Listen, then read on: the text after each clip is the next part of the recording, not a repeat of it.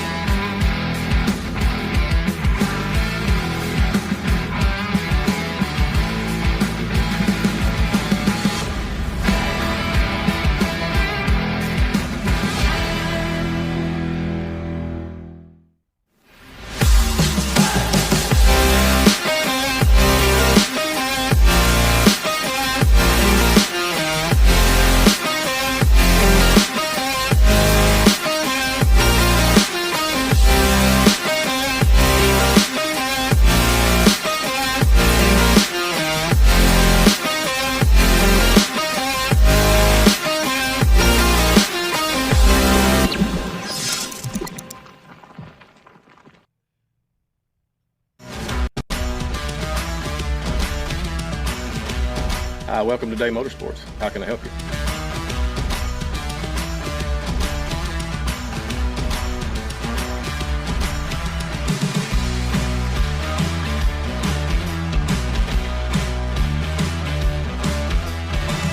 Thank you for keeping Day Motorsports in business for over 50 years.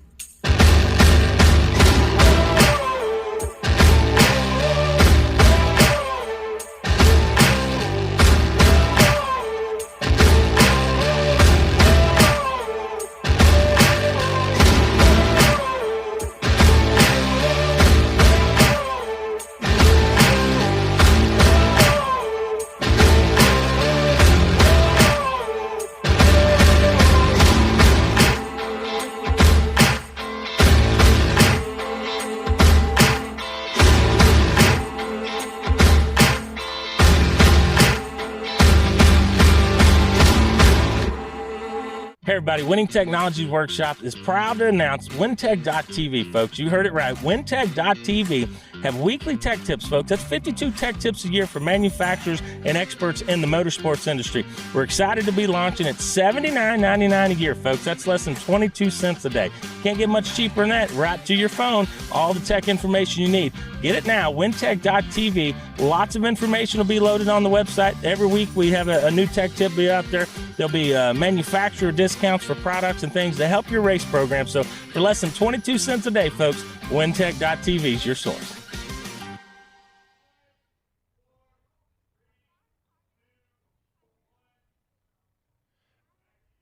Good evening and welcome to Cotton Bowl Speedway.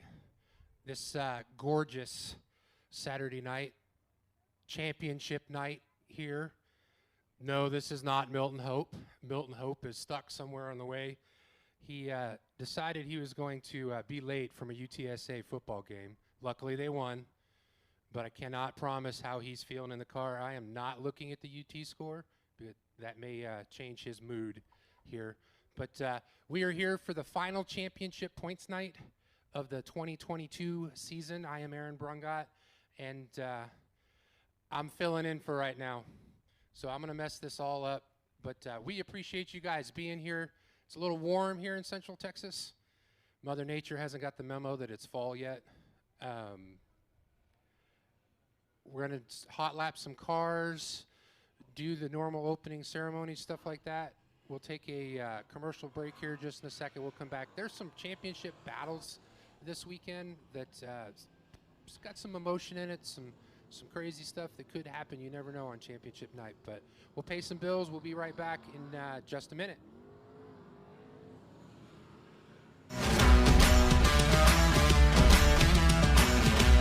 Hi, welcome to Day Motorsports. How can I help you?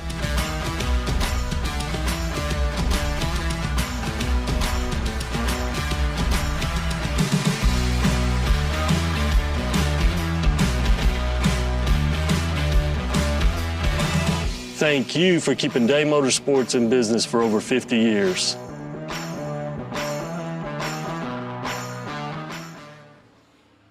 All right, welcome back. So we got the IMCA stock cars out there working. Jason Batt is pretty much got that championship night wrapped up for him, but it's not over yet as far as what's going on. You've got Chris Birmingham and Mason Daughtery currently second and third. They're only separated by 1 point. And the thing about championship night is if it could happen, it probably will. So these teams have worked all year to get in this point situation, but now here it is. There's a lot of emotion that goes into racing.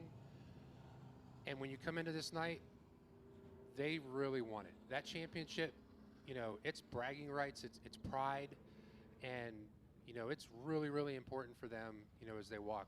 In the IMCA classes, it has implications on a national level.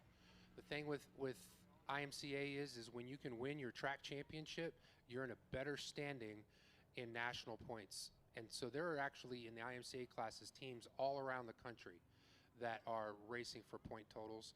And so Jason Batt's paying attention to that. But the first piece in that national point battle that basically wraps up tonight is he's got to secure this track championship here tonight.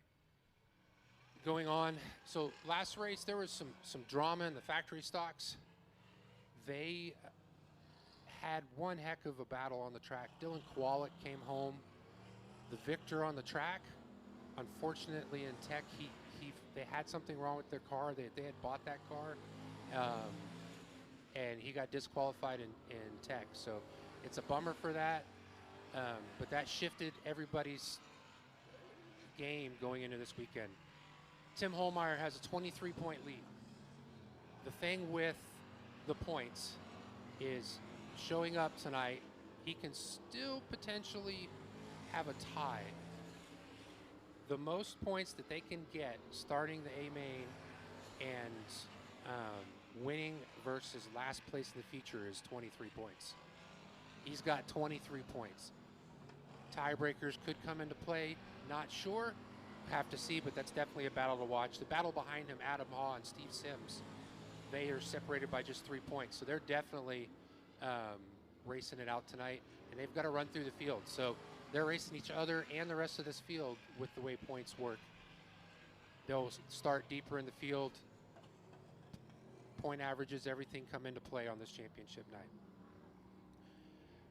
Another battle, street stocks. So here's a story for you. Second place, Dwayne Toyne, is 20 points back, tied with Chase Ellison. Dwayne Toyne missed one night, and that's probably the difference in winning the championship and not this year, but he's still tied and trying to hang on to second place. Sport Compacts, Cody Crabb, 7-point lead over Bo Bollinger. Don't know what can happen. 7 points, even in Sport Compacts. There's 83 cars the last time I checked. It's possible that Cody could not win the championship walking out of here. Modifieds, Chris Morris has had that wrapped up. Matt DeWitt, second place. Chris Morris, I think, is about an 84, 85-point lead. So he's just trying to finish out the night strong. The last one is Sport Mods. James Honish has a 1-point advantage over Robert Stewart. Robert really, really wants to win this championship. He lost his dad earlier in the year. I know they posted the emotions are going to be high in that camp. And certainly the last feature of the night is the one that you want to hang on to in that. But like I said, it's championship night, and Milton's late. Go figure. But no, these teams have worked all year to get here. We appreciate you, the fans that are following along at home and that have made it here into the grandstands to watch this battle. We don't know how the night will end. There will be champions in every class, but it may not be who we expect it to be. But for that, we're greatly appreciated that they've just chose to play here this year all year. But we're going to pay some bills real quick, take a quick 60-second timeout or so, and we'll be right back.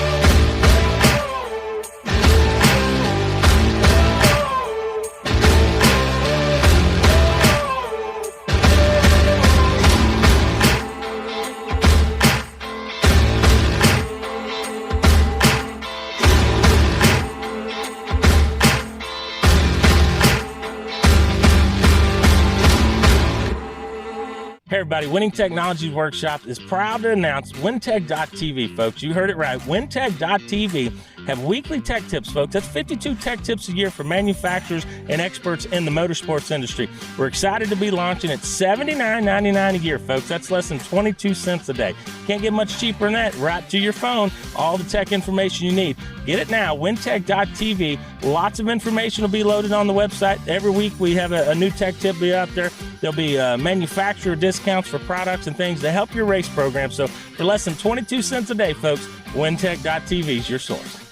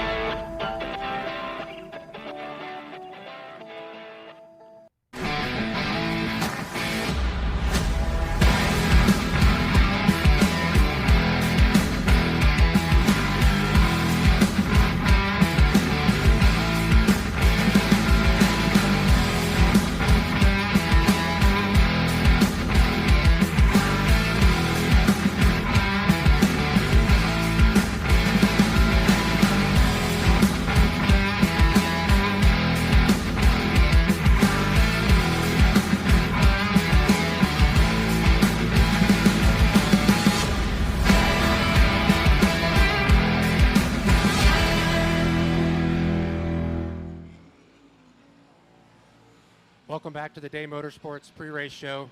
Marianne, you just hustled up here, but let's give some drama on championship night. Before we went to commercial break, we were talking about the championship points battle, and something has already happened tonight that we don't know how it's going to play out, but it could affect the championship tonight. Yes, it sounds like Tim Homeyer's car is giving him some problems right now. So yeah, some engine problems. He laid down a whole bunch of fluid during the commercial break down the front straightaway as he pulled off the track. So again, the key for him to wrap up this championship, he has to start that feature. That is step number one. If he does not start that feature tonight, he is in trouble in the championship. So it could be something minor with the car, and he can get it. I hope. I mean, really hoping. It could be as simple as they forgot to tighten a radiator hose. Yes, that's what I'm hoping for. But also, if something is major wrong with the car, I know the camaraderie that these drivers have, and I think someone would step up to the plate and let him start the race in their car. But talk about the emotion. You've been around racing all your life, and you're pulling into this racetrack tonight in the point lead, and all you want to do is come out with it. And here it is, hot laps. What goes through the driver's head? Well, I can't. Honestly, I can't even imagine. I think the highest I was ever racing for with points was the Longhorn Speedway, and that was like second, third place. And I can't even imagine. Well, actually, my car did break, and I did have someone loan me their car, and that was Donnie Meredith. And so I hot lapped his car, but I didn't fit well enough in the car to feel comfortable around the rest of the cars. So I chose to drive my car with the bent axle. So even changing cars is going to be probably uncomfortable for him, but it's something that can be accomplished. And he's a great guy. I think he has a lot of friends. So he was last year's champion. Yes. So he's trying to say, I am really the champion. Yes. I mean, to finish it as a champion in your own car is the ultimate goal. But we'll do what we have to do, and I'm sure as a driver that's what Tim will do. And I think as other drivers someone will step up to the plate. It'll be interesting. It'll be a story to follow throughout the night. So the other thing that we talked about is there's several of these racers that have 1 point. Tim's got 23 points. He's just worried about starting the feature. Exactly. But these races where you have 1 point between you and a competitor, right? But you also have potentially 20 other competitors in the way. And some racing for 5th and 6th, 7th place is hard and as heavy as those racing for first. So there's not going to be a lot of give and take. Hopefully they'll drive each other like they'd like to be driven. So, but it's championship night. They're going to. It's all on out the there. line. It's all out there. So, like I said, to some people, 5th place is an ultimate go for them. So, it's going to be some great racing action. I'm excited, nervous, and the fans are going to get your money's worth. So here's the promoter all year long. We've talked about stuff going on, but it's kind of like, is it a relief to you to get to this night too? It is. By this time of the year, you're a little bit worn. Maintaining the track is such a challenge.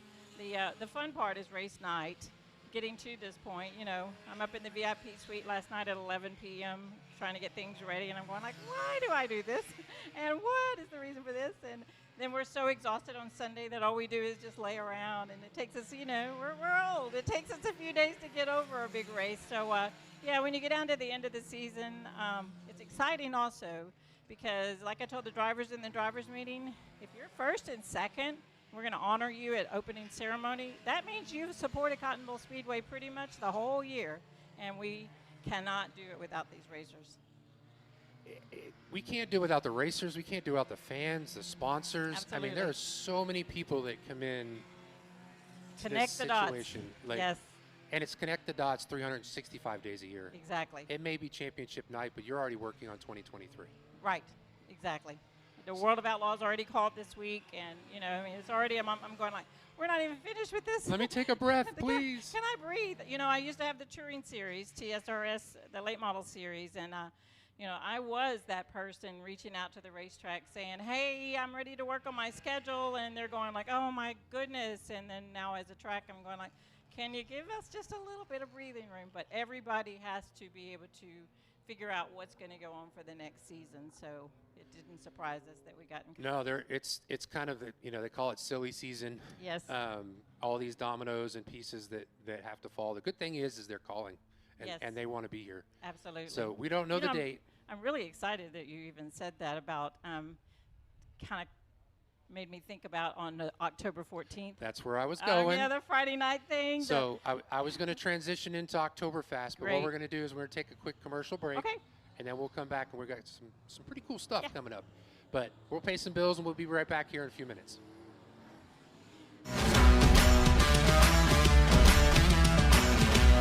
Hi, welcome to Day Motorsports. How can I help you?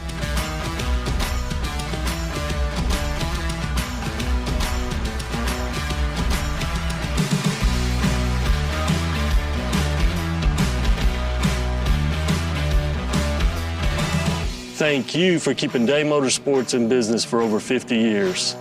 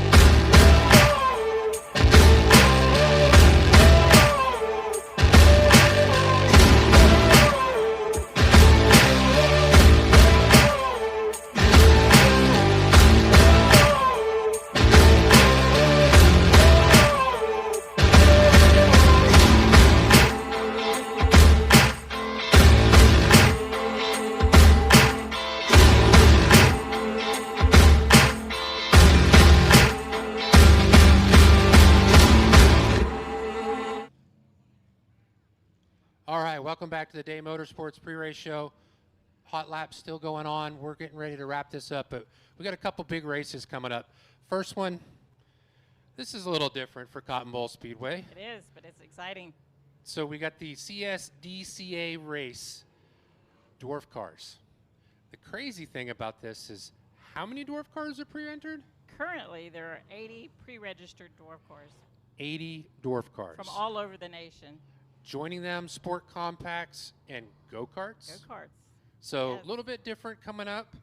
We got practice night on September 29th. Then you got the September 30th and October 1st, kind of a first pre-race. And then this is my personal favorite of the year, Oktoberfest, the last one of the Cotton Bowl season. That's when I take a breath. That's when you take a breath? That one's over. October 14th and 15th. Things are going to be a little different this year for Oktoberfest. They are. They are. And, well, I'm really excited about the Chamber of Commerce of Bastrop reaching out to, they want to do a 5-year ribbon cutting ceremony for the track here. This is our 5th year of having the racetrack, and so they're coming to do a ribbon cutting for our 5th year anniversary. So that's on Friday night, the 14th, and so we're going to be packed with the who's who of Bastrop County.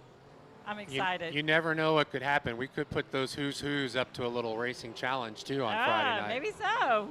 We can get creative here. So we've talked about some things. We'll tease some things.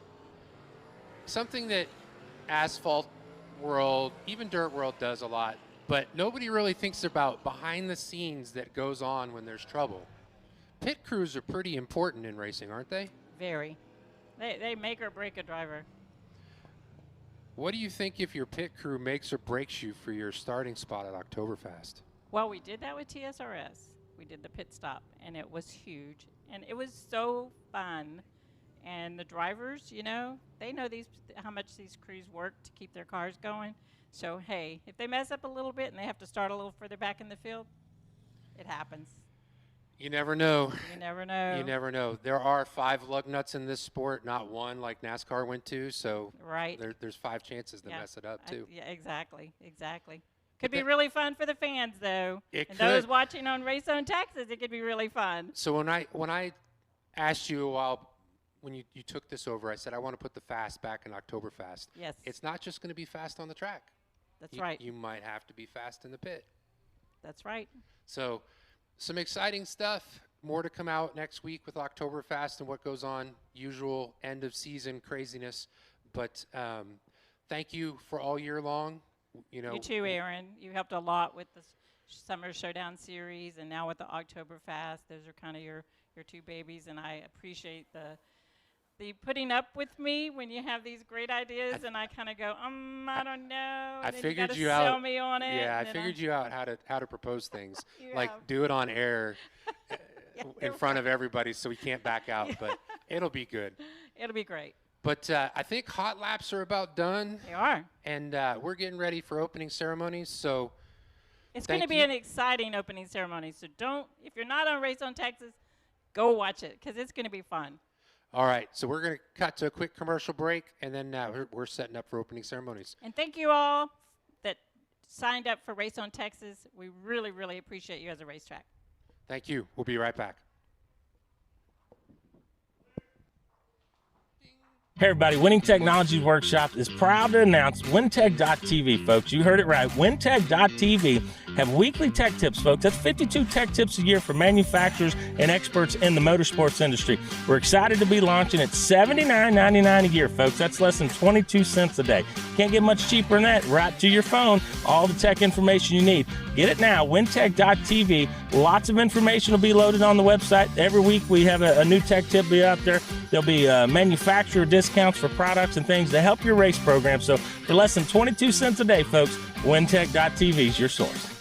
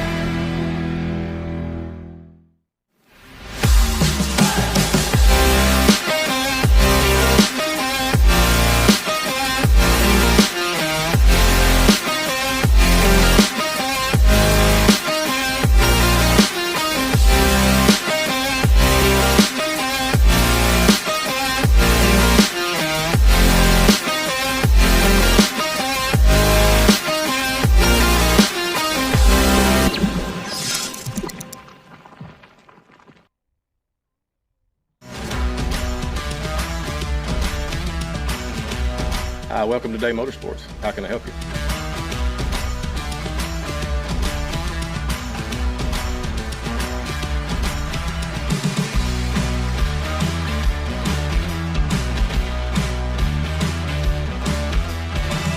Thank you for keeping Day Motorsports in business for over 50 years.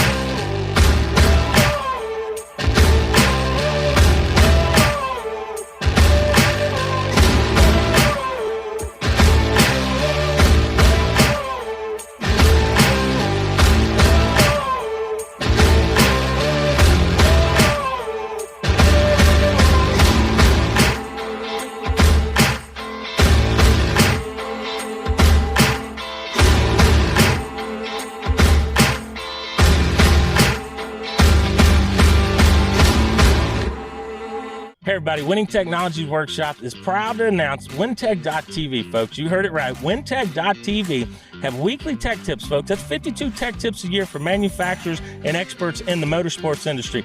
We're excited to be launching at $79.99 a year, folks. That's less than 22 cents a day. Can't get much cheaper than that. Right to your phone, all the tech information you need. Get it now, WinTech.tv. Lots of information will be loaded on the website. Every week we have a new tech tip be out there. There'll be manufacturer discounts for products and things to help your race program. So for less than 22 cents a day, folks, WinTech.tv is your source. A little bit of an upgrade for tonight's races.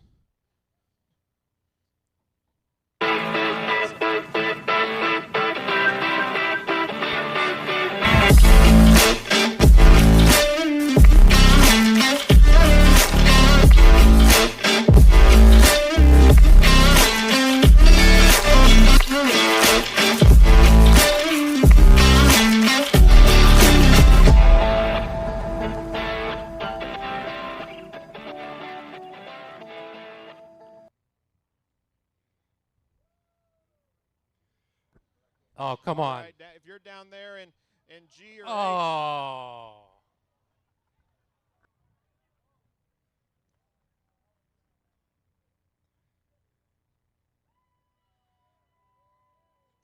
Is that all you guys got? We need more noise than that. It's championship night. Come on. You guys need more beer.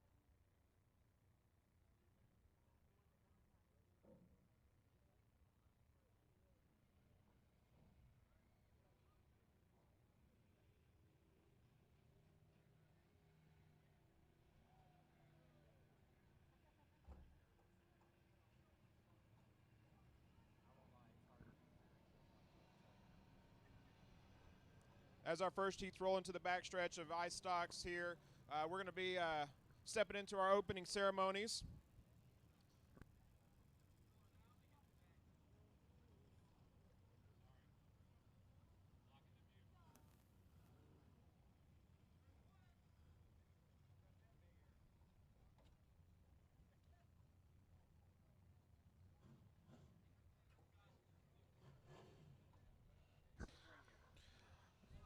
All right, if you're one of the fans that got one of the little soft Frisbees, little bitty round things, you just got upgraded to VIP seats. So if you want to go ahead and head up to the VIP section, Aaron right here at the top of the stairs can help you get situated in VIP. So once again, if you won those little flat frisbees, soft frisbees. Go ahead and make your way on up here, and we'll get you all comfortable up here.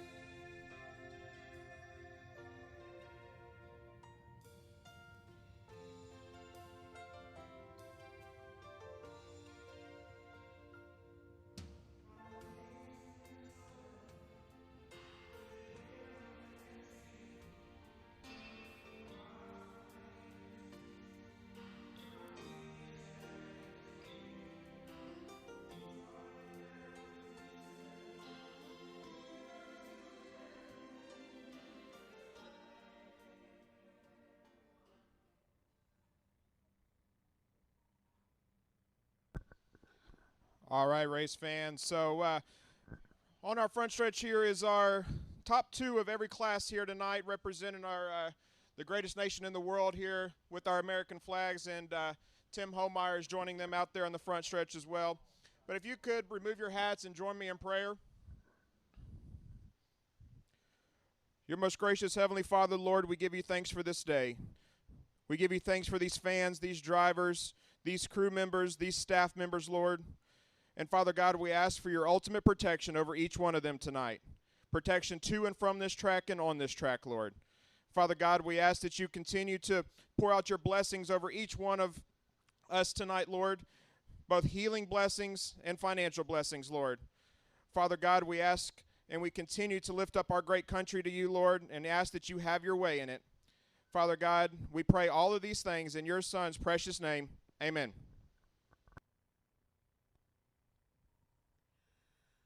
Oh, say, can you see by the dawn's early light what so proudly we hailed at the twilight's last gleaming, whose broad stripes and bright stars through the perilous fight o'er the ramparts we watched were so gallantly streaming,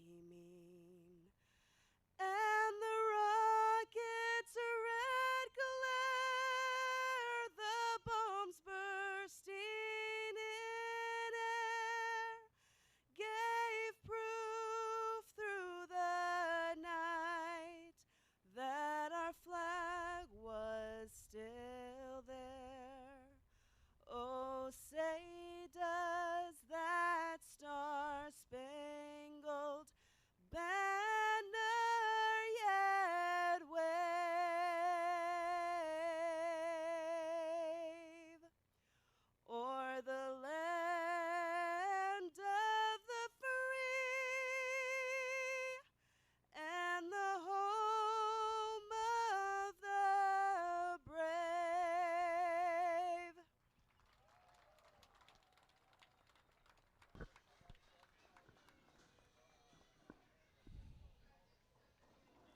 right, race fans, we've got some footballs out here. Our race officials, safety crew members are standing by some cars. They're going to be throwing some footballs into the stands.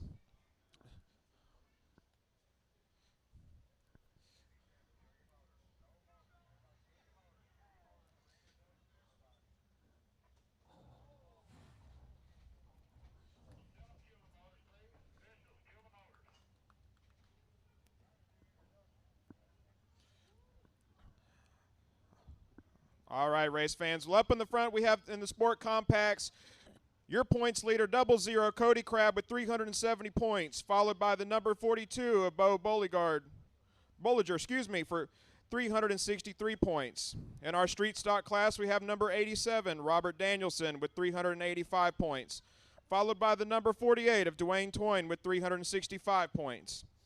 In the factory stock, number 8 star is walking around out there, Tim Homeyer with 402 points. He is followed by the number 12, Adam Hall, of 379 points. In your eye stocks, you have number 9, Jason Batt, with 387 points.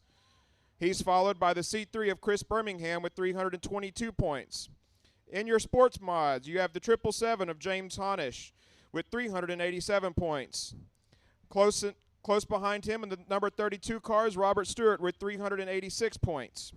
And finally, in your modifieds, the number 94, Chris Morris with 426 points, has a lead on the 12D of Matt DeWitt with 339 points.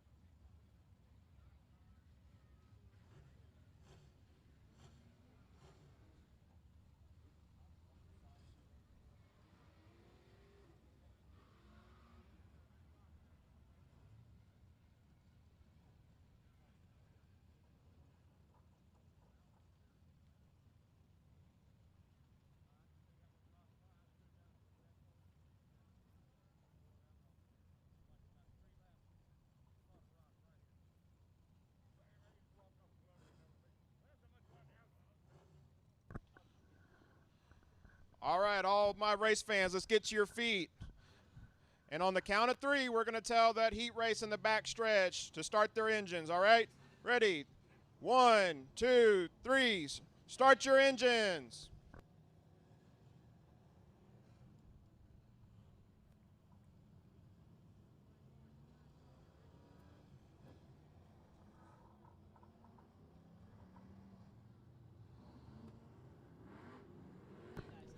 All right, so in our first heat of ice stocks, you have out front the 01T of Tracy Shorner. On the outside row, the 28, Sean Paul Lehman. Inside, second row, the 4K, Ken Plonsky. On the outside of the second row, you have the 27, Kobe Allen. In the third row, you have inside 33M, Mason Doherty. On the outside, you have the 21 of Dustin Mooney. On the last row, you have the 9 of Jason Batt. On his outside, you have the 107 of Tim Carman.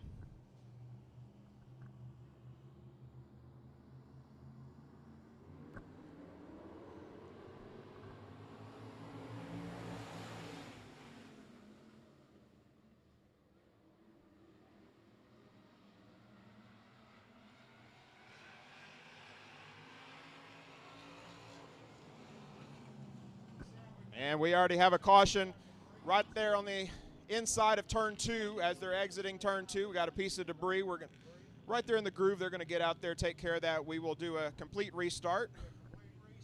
Watch the officials out there.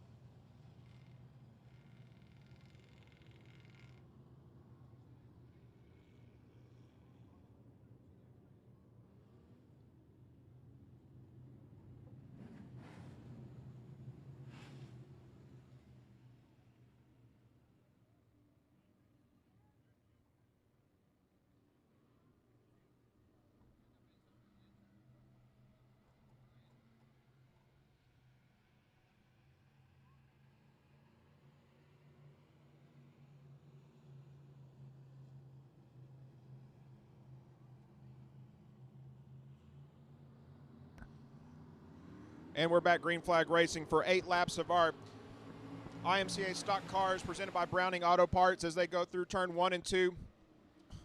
The 28 of Sean Paul Lehman out front. Tracy Scherner right there in the second place, but Ken Polonsky in that 4K coming to her inside through 1 and 2, now through 3 and 4 as Ken finishes up this pass here on the inside. Sean Paul Lehman has a clear lead, but the 33M of Doherty's coming through right under the bottom of 1 and 2 as Tracy in the 01 T gets a little loose on the top of 2.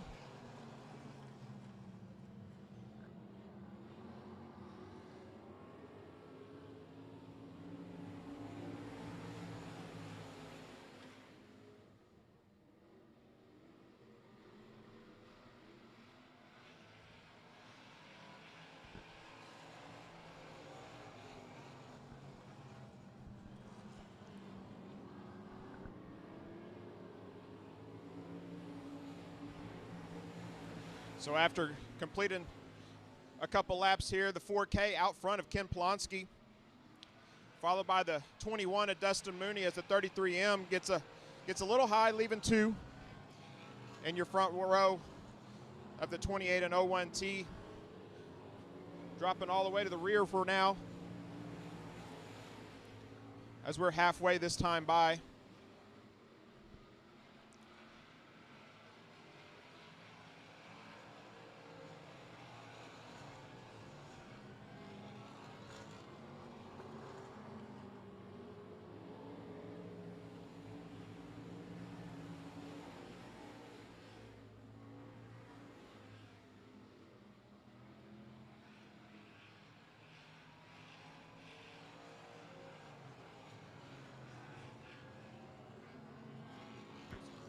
All right, as they come to 2 laps to go, Nathan Lavender up there in the flag stand as the 21 catches that the 4K, get it right to his back bumper coming out of 2, at his back bumper coming into 3, see if he can get underneath them. White flag is out one more time around, 3/8 of a mile here.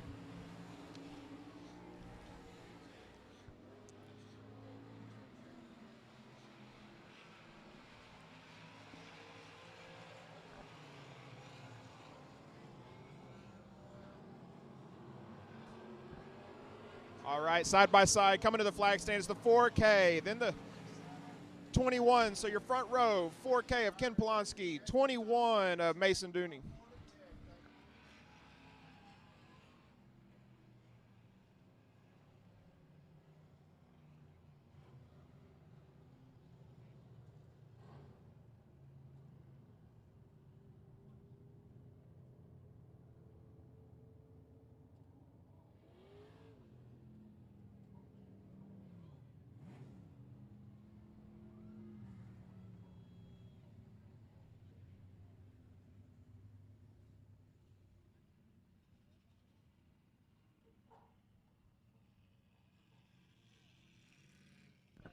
All right, as our Heat 2 of the IMCA stock cars presented by Browning Auto Parts. Make sure you go and check out Browning Auto Parts online or at one of their locations for all your auto part needs.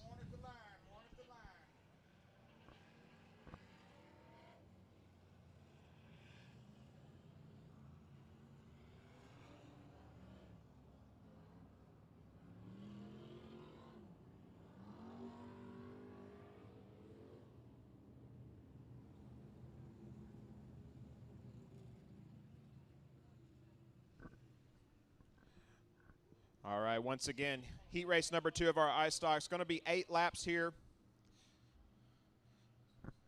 We want to welcome everybody joining us on Race on Texas.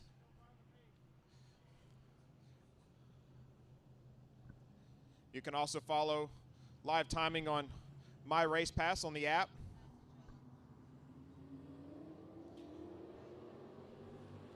But for now, we're back green flag racing for heat race number 2 of your Browning IMCA stock cars.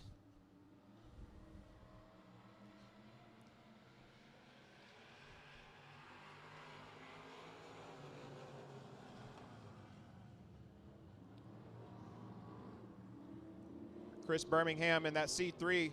Back there in that 4th spot, he's one of your top runners for this series championship here.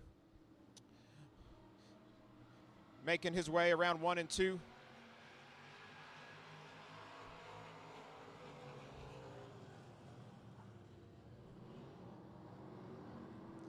But the Scherner family keeping it together, 1 and 2 up front, followed by John Hobbs in that 14 car.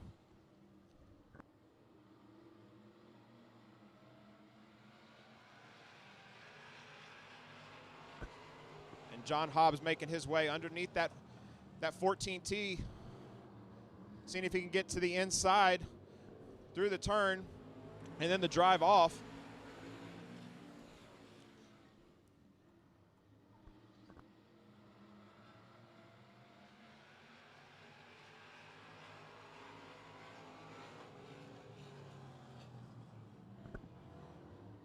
And that first and second place, not going to want to do too much beating and banging, as they got to work on both of those cars when they get off this track.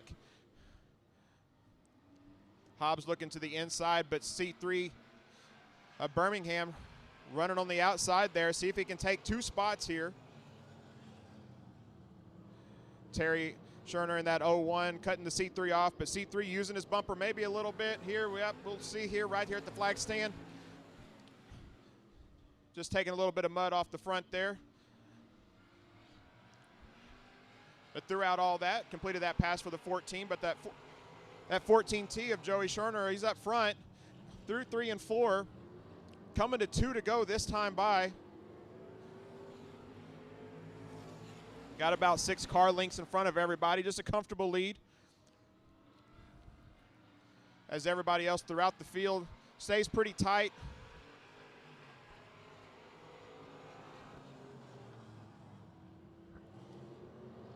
But that white flag is out this time by for that 14T.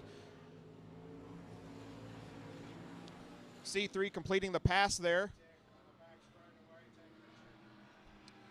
See if the 14 of Hobbs can come back up underneath the C3 of Birmingham.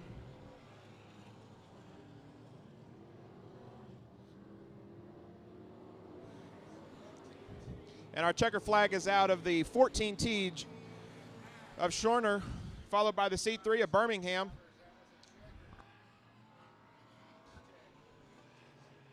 And John Hobbs there in that 14 car bringing up your top 3 here.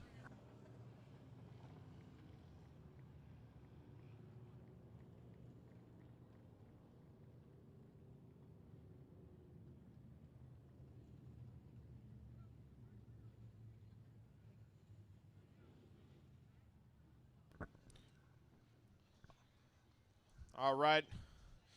Well, we've got one more white T-shirt left here as Marianne Nauman's going to be making her way down to the front stretch there. Compliments of the 73D IMCA Modified. It's a Hall of Fame Willie Kraft T-shirt. His sponsor, Mike Pratt. So who's wanting a shirt? Go ahead and get to your feet here. Marianne's down there at the letter G, so go ahead. If you're wanting a shirt down there where you came in, sections H, I, go ahead and let her know you're wanting that shirt tonight.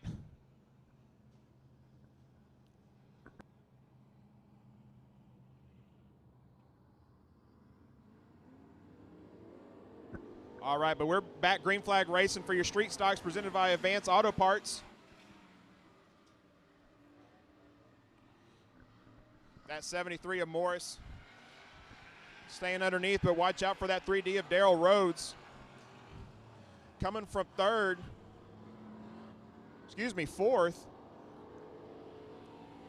Making his way to the front. Back there in that 4th spot is your current points leader, the 87 of Danielson. 3D going ahead and making a good lead out there, but that 73 of Morris driving it back in there through 3 and 4, losing a little bit on his exit. Your top three making some space in between the second half of the field.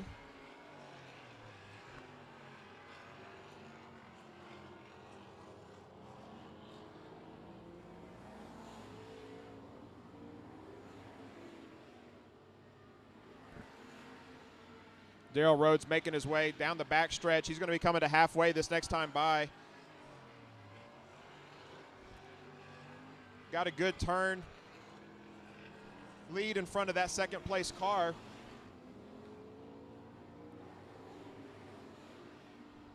But that 39 of Ellison making some ground up on the 73 of Morris, coming through 1 and 2. Losing a little bit there on the exit of 2.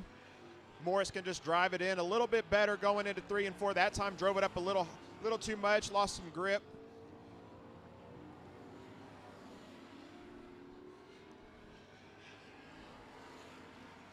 See if Ellison can make his way up to that back bumper of that 73 car, but they got coming to 2 to go this time by for Dale Rhodes in that 3D, as second and third place are making their way through 3 and 4. Your points leader back there coming through 3 and 4 now, the 87 of Danielson. Dale Rhodes already coming to the white flag as your second and third place coming along the back stretch. A very comfortable lead for your top three.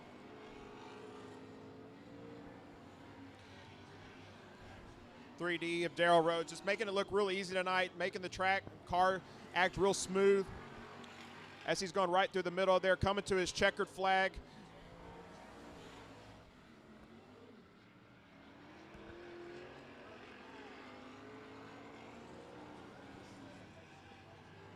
So that top three rounding out there, the 3D of Darrell Rhodes, followed by the 73 of Lincoln Morris, then the 39 of Chase Ellison, and your points leader currently 87, Robert Danielson, ended up in the 4th spot.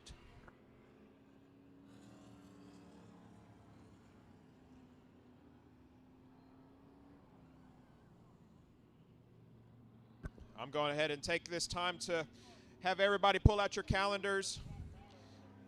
Next weekend, Thursday, we welcome the Dwarf Car Racing Series of Texas as they come on out. As we were saying during our pre-race show, if you were joining us on Race on Texas or here in our stands before the race, we have 2 nights in a practice full of dwarf car racing actions, featuring also our sport compacts and some go-karts. It's going to be a fun-filled night. We'll give you some more information in just a little bit, but go ahead and just tell everybody you're going to be busy next Friday and Saturday. Go ahead and skip that high school football game. Get on out here to CBS. We're going to want you here. It's going to be a great, fun night. I'm hearing over 80 cars.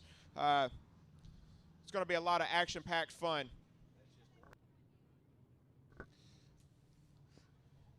And our heat race number 2 of the street stocks, presented by Advanced Auto Parts. Getting 1 to go at the line here, but your front row there with the number 56 of Drake Pruitt. On his outside, he's got the 48 of Dwayne Toyne.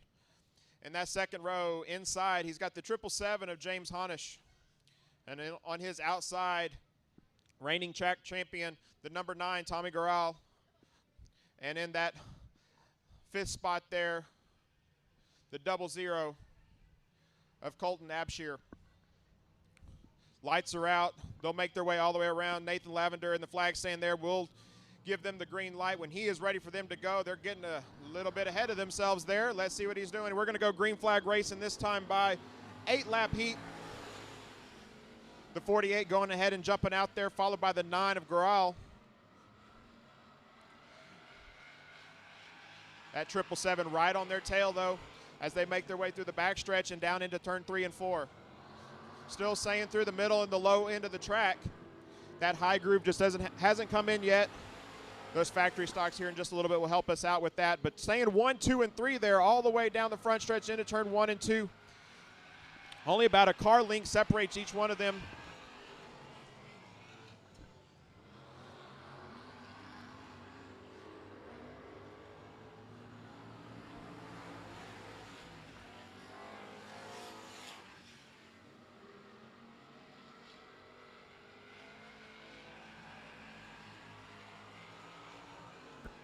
And Garral catching that 48 of Toyne. as he's going through 3 and 4, sliding up to the high side to see if he can get around the top, but instead gives time for that 777 to get underneath him. Going into turn 1 and 2, that 777 is going to peek right inside the door of that 9.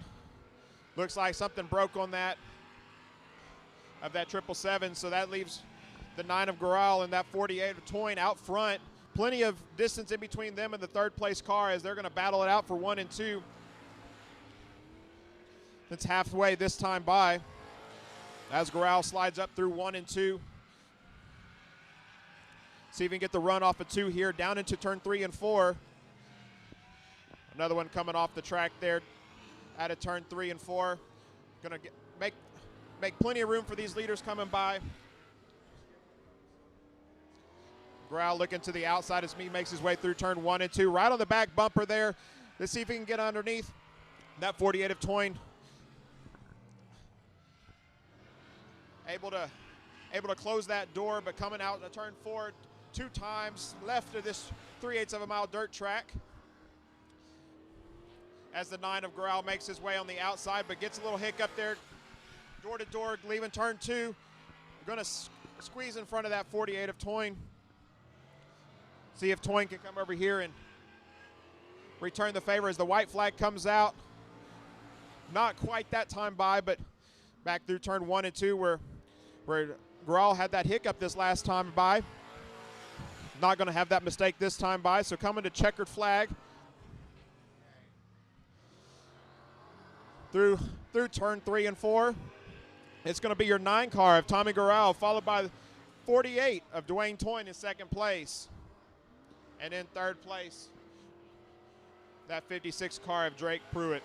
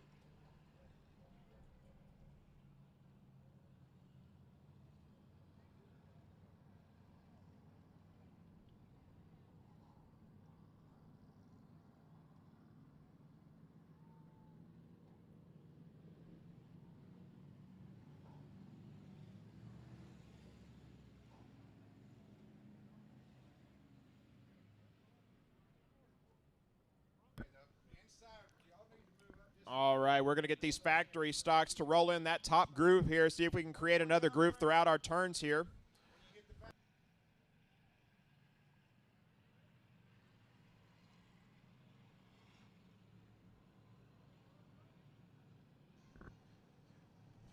All of our first heat staying in there from the bottom to the middle of those turns, so when we get this high groove turned in, those modifieds will love it. It's a little bit smoother up there as everybody's been eating through the bottom and the middle of the track.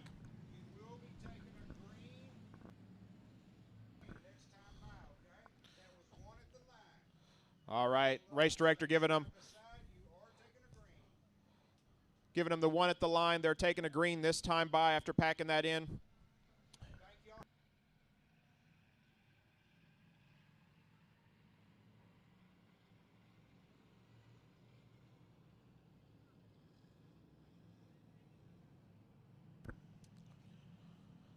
And as they make their way through turn 3 and 4, they're going to get the green flag from Nathan Lavender there in the flag stand.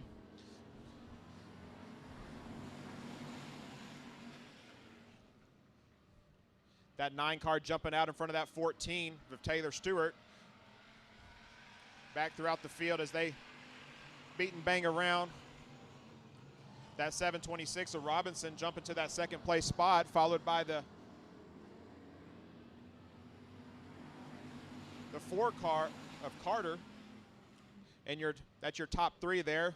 726 right there at the back end of that 9 car, but that 4 car of Carter Going to make it look easy as he's going to the high side. Good thing he was packing that in a while ago. Go ahead and making that spot for. Going around that outside the groove. Just packing that in, getting that worked in. It's going to be a little bit faster.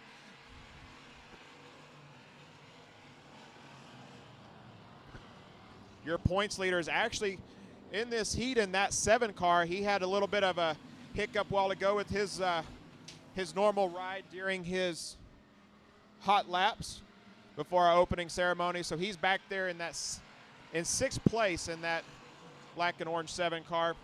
But the battle's really out front. As that 4 car is putting a little bit of more and more on the front. But that 9 car and that 53.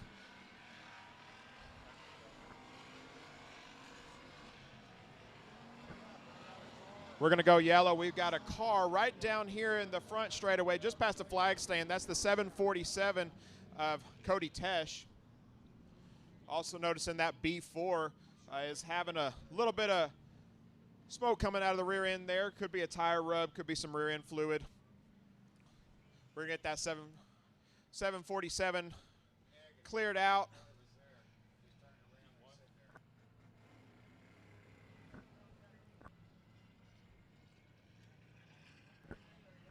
There was 3 complete there of this heat 1 of side piece packing factory stocks. So we're going to get them back racked up here.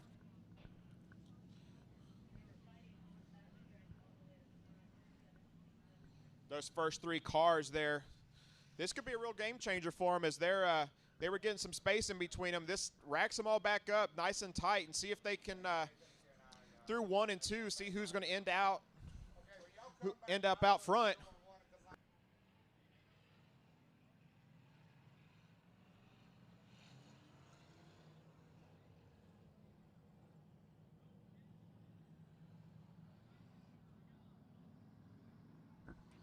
All right, these drivers are getting 1 to go at the line for heat 1 here of our factory stocks.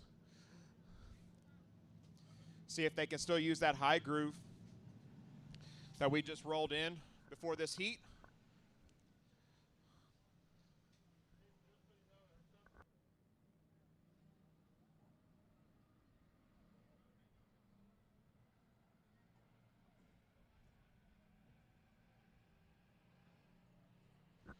All right, the lights are out. Delaware restart that driver in that 4 car of Will Carter. He can start anytime he wants. He can take it all the way back around here, but when he gets to that pink tire, Nathan Lavender is throwing the green flag, but we're going to go green right through the middle of 3 and 4. We're back green flag racing. Let's see if the top 3 there that were battling it out throughout our last little run there, if they can keep it all together. That 53 car slipping up just a tad, giving that 9 car the edge. Tim Holmeyer back there in that 7 car, not his normal car, but he's making his way up as well inside of that 39 of Trimble. Shuffling back just a little bit now to that 5th place. Your leader out front of Carter just making there plenty of room between that 2nd and 3rd spot.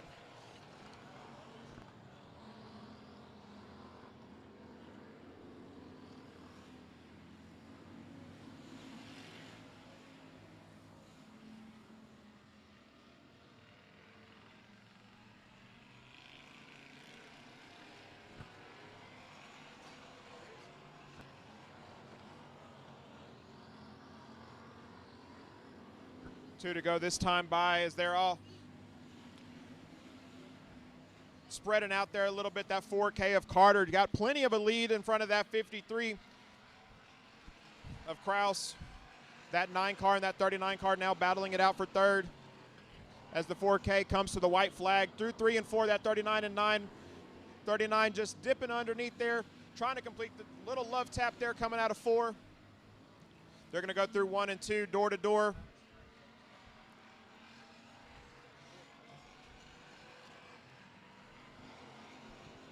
Shifting it out, the 4K of Carter coming to a checkered flag, followed by that 53 of Kraus and the 39 of Trimble, rounding out your top 3 there.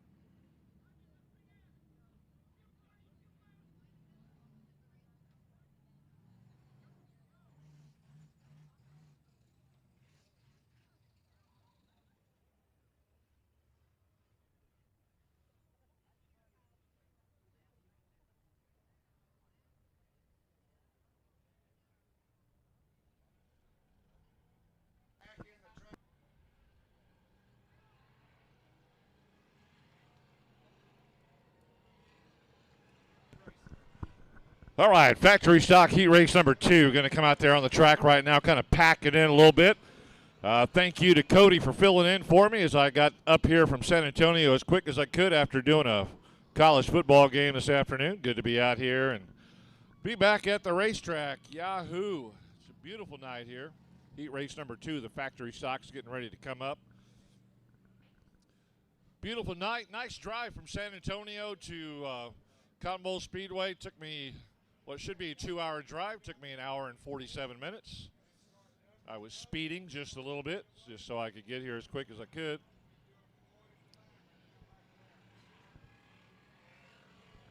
One at the line this time by. Let's take a look at heat race number 2. 43, Stacy Robinette going to be up on the pole. 29K, Dylan Kowalik next to him.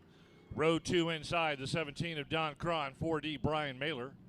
58 on the inside of row 3. That's Steve Sims. Right next to him, 28, Rowdy Chenard. And the 4th row on the inside going to be my good buddy, 55M, Monty Chamberlain. One of the nicest guys you'll ever meet. And he'll have 5M of Dustin Mooney right next to him. Heat race number 2 of the factory stocks. Going to be a good one. Track is rolled in. Lights are out around the track. Stacy Robinette, Dylan Kowalik leading them around on the front row. Mailer and Cron, here they go, picking up speed. Get to the pink tire in turn 4, off and running. Heat race number 2 of the factory stocks. Championship point night at the races here at Cotton Bowl Speedway as Dylan Kowalik jumps out to a quick lead. Started on the outside of row 1. Jumps out quickly trying to pull Don Cron with him in the 17.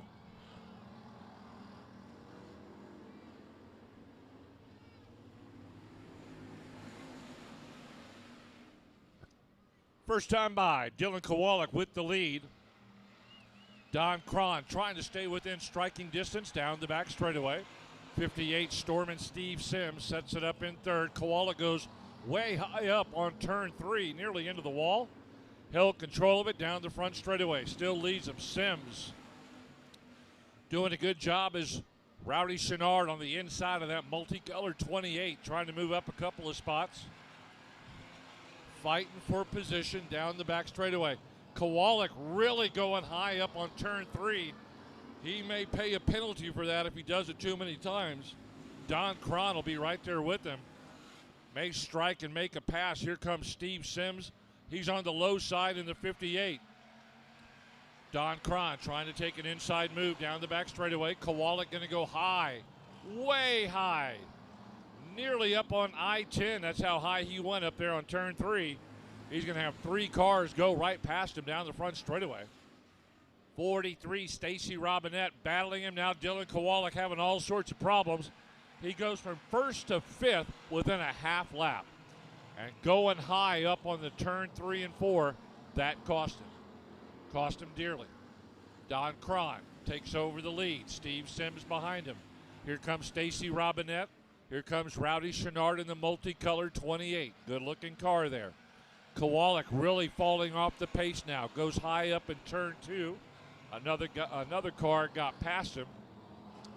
Going to have to be careful or he's going to go from 1st to last fairly quickly.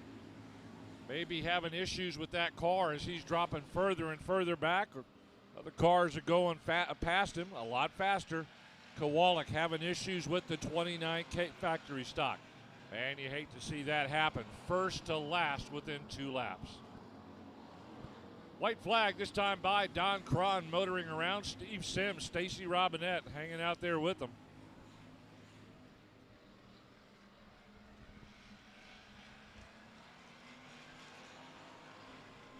This is going to be the last time out of turn 3 and 4 as they head towards Nathan Lavender at the flag stand. There's your checkered flag. And there is Don Cron. Steve Sims. Man, it's too close to call there. Let's take a look at the machinery inside the car and figure out who finished up in 3rd. Man, that was so close for a 3rd place finish. It goes to 28, Rowdy Chenard. Just by an extra label on the front of that car, I'm sure. Rowdy Chenard grabbing third place, but a good run there by Don Cron as everybody went storming past. Dylan Kowalik, obviously he's got some car issues in that 29K. Hopefully they can get it back there and figure out what it is and get ready for the main event.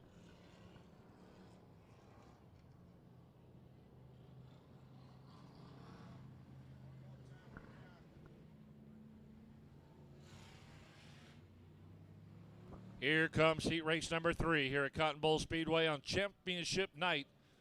Beautiful night here in Central Texas. Factory Stocks heat race number 3. Jason Oltman in the 59. Kevin Najek, the black gold, number 7. Inside row 2, James Stansfield in the 780. Going to have the hard charge and Rusty Head next to him. The 99, always good to see Alan Alexander up here at the racetrack, along with number 12, Adam Hall. And the back row, row 4, inside, Ed McKinnon in the 45H. And 777, Will Spears, row 4, outside.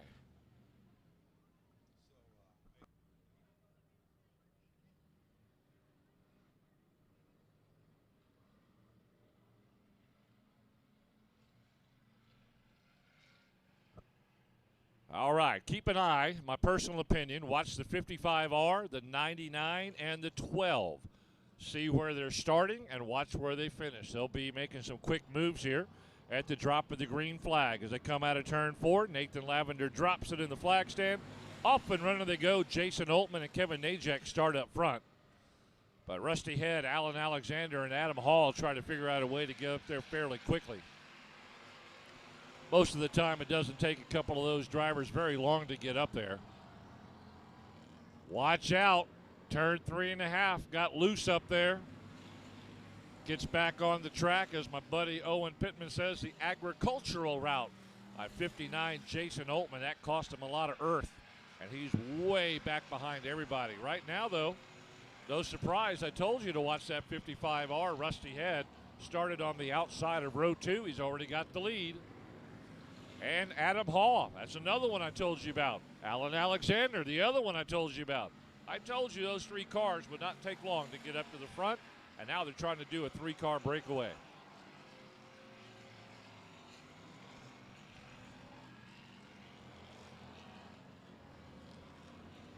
At least it's a 2-car breakaway right now with Rusty Head and Adam Hall. Alan Alexander putting some pretty good distance between himself and the 4th place car. Right now a solid 3rd for the 99.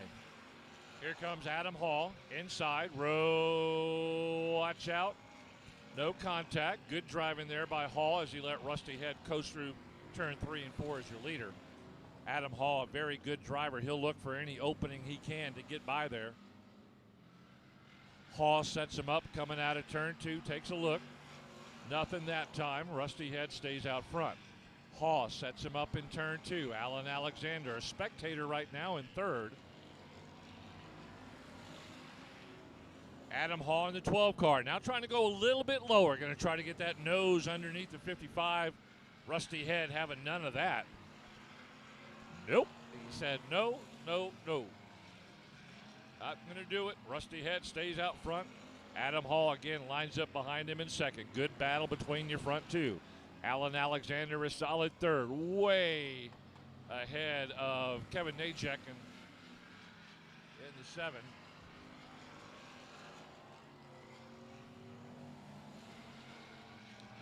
It's a 2-car race as the laps get ready to wrap up. This is the last time around. Adam Hall goes to the outside. Took a little peek along the outside wall. You know, second's not a bad finish in the heat race, but he'd love to finish first. Rusty Head putting out a good battle there. Adam Hall is going to go high on turn 4, coming down the front straightaway. That's how it's going to be. Rusty Head, Adam Hall, and Alan Alexander. I called it before we started.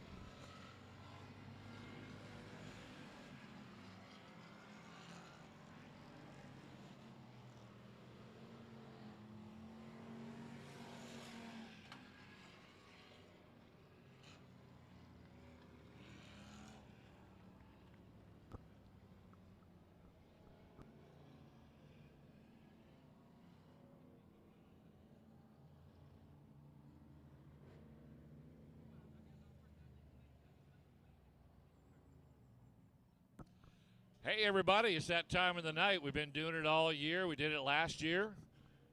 It's time to find out where you're watching from and who's watching with you. Pretty easy email address, racelocation@yahoo.com. There it is.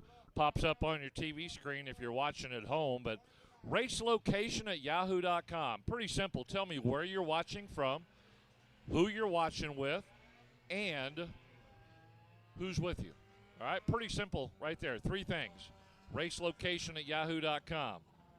Who you are, where you're watching from, and who's watching with you. If you're cheering somebody on, throw that in it too. We'll get those emails start loading up in my inbox here and start throwing out some names here later on. Racelocation@yahoo.com. You can do it in the grandstands. You can do it at home. You can do it wherever you're at.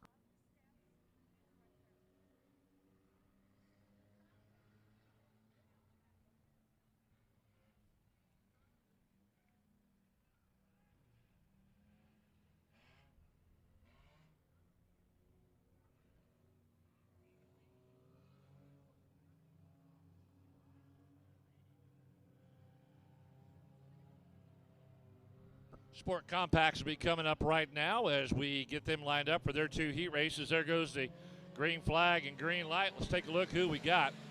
Preston Hesselmeyer in the 53, Kayla Pouncey 33K, Bo Bollinger in the 42, John DeWitt in the 12.5, Cody Crabb in the 00, Justin Sitterly in the 88.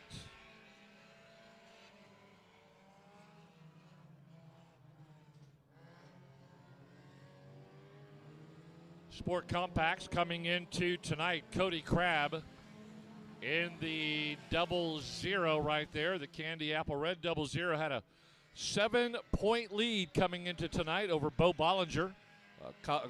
Let's see here. Cody Crabb at 370. Bo Bollinger at 363. Julie Crabb at 345. Those are your top 3 in points.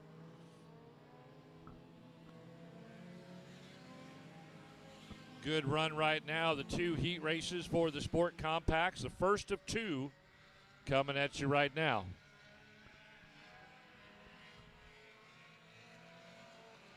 $12.5 of John DeWitt sitting there in second, trailing your leader. Motoring around. I got emails starting to roll in. 53, Preston Hesselmeyer. Started up on the pole. He's got the lead. Got DeWitt coming right up next to him. Coming out of turn 2. Down the back straightaway, DeWitt drops off a little bit. 88, Justin Sitterly has moved up into third.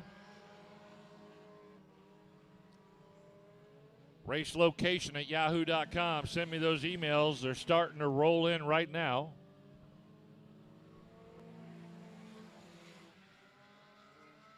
Down the back straightaway they go. Pole sitter, Hesselmeyer.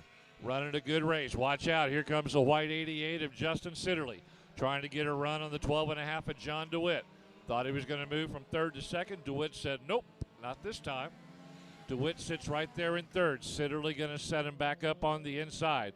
Look how low Sitterly goes, but he can't take advantage of the low ground.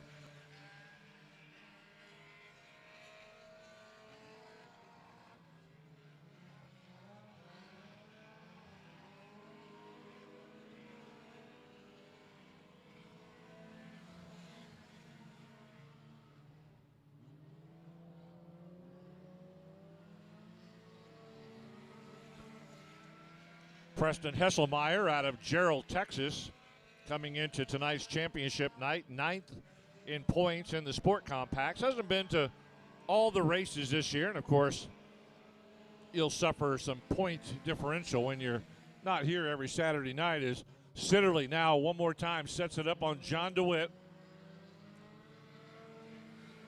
DeWitt moving a little bit quicker in that Sport Compact, able to hold off the hard charge of Sitterly. Now Sitterly starting to slow way down on the back straightaway. Pulls in. Oh, no. Not even going to get a third place finish. Hesselmeyer with the win. John DeWitt in second. Here comes your third place car. 33, Kayla Pouncey. It's got to be heartbreak for that 88 of Justin Sitterly as he started on the outside of row 3. Worked his way up to third, was battling The 12.5 of John DeWitt. Something popped down the back straightaway, coasting to a stop, and finally wised up and pulled it to the infield. Hopefully it's nothing serious, and Siddeley can get back out here in the main event.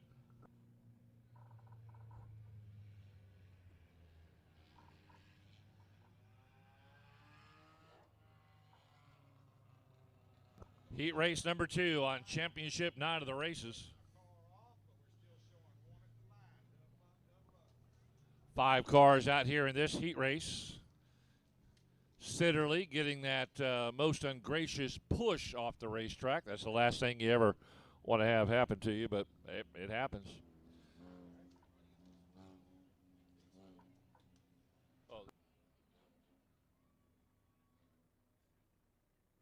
Let's take a look at it on the pole. 03G, that's Gabby King.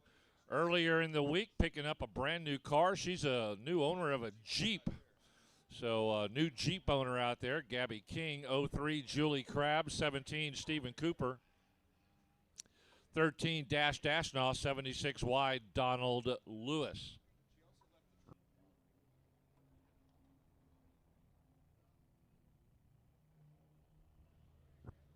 Lights are out 8 times around. Gabby King, Julie Crabb got the ladies up front. Gabby King has had some really good runs during the season. Let's see if she can put one together 8 times around the track. Julie Crabb will stay with her. She's got a pretty good car as well. She's had some good runs off and on during the 2022 race season. Right now it's Gabby King setting the pace. She starts on the pole, takes off and trying to pull away from everybody. The young teenage driver, new Jeep owner. Watch out, here comes Donald Lewis. I call it pink. He doesn't. Oldest driver out here at the racetrack. His car number is his age, 76 years old.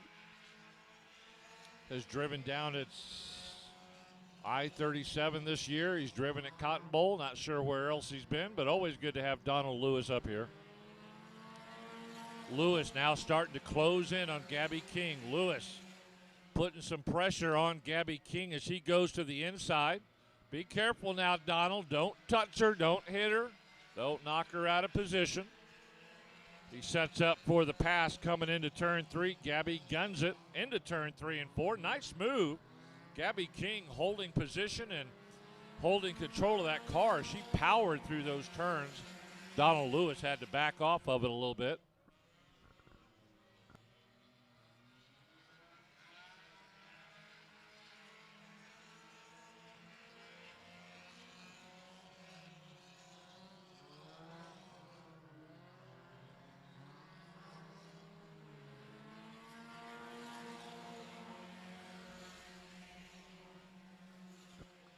Gabby King doing a great job. Donald Lewis having backed off the pace.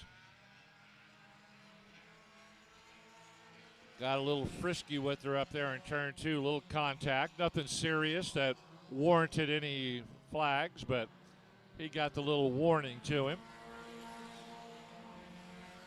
03 Julie Crabb in the all-white Sport Compact settling into third.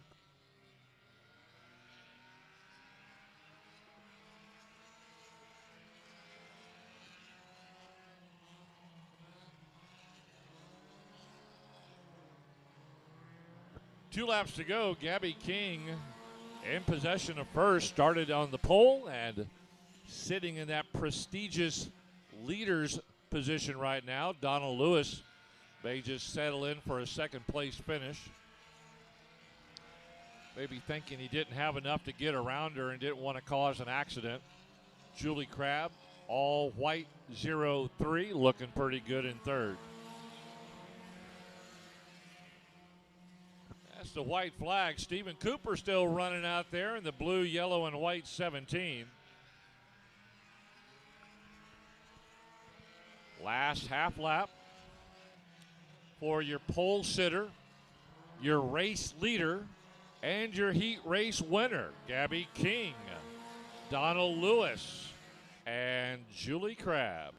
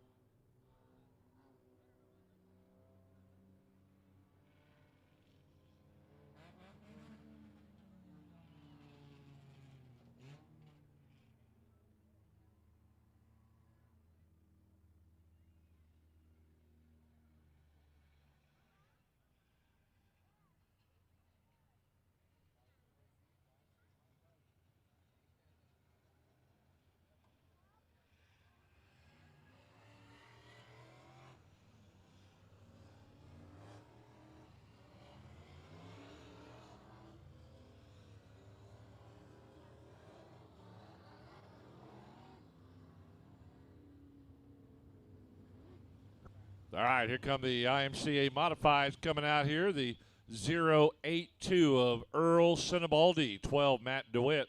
Second row inside 10 Robert Walton, 73D Jacob Horch. 48R of Raymond McSpadden, and the 94, the very familiar name here at Cotton Bowl Speedway, Chris Morris. Kind of a tough car count tonight here at Cotton Bowl. Looks like we're missing one of the cars. Lights are out, 5-car shootout, 8 times around. Picking up speed at the pink tire. Here we go, off and running, one and only heat race. As the 12 of Matt DeWitt's going to try to set the pace.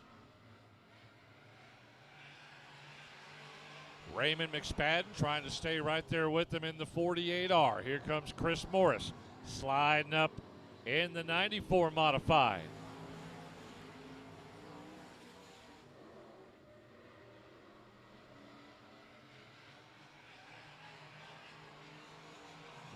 Down the back into turn 3 and 4. Looking pretty strong early. He started outside row 1. Now leading the race, Matt DeWitt. Raymond McSpadden, Chris Morris, second and third. 73 Horch in the 4th position as they keep on going around. 10, Robert Walton. So it looks like the 082 of Earl Sinibaldi. Your pole sitter did not make this heat race. Hope it's nothing serious and he can get back out here in the main event.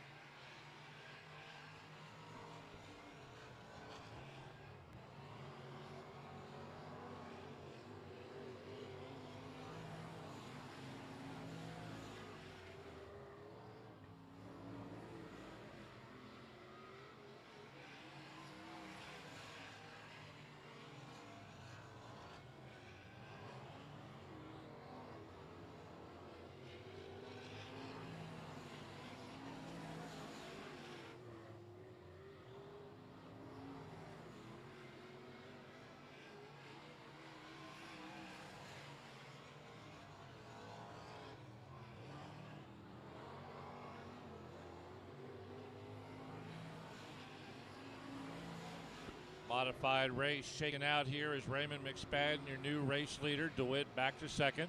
Now is going to have to contend with the hard charge in 94, Chris Morris.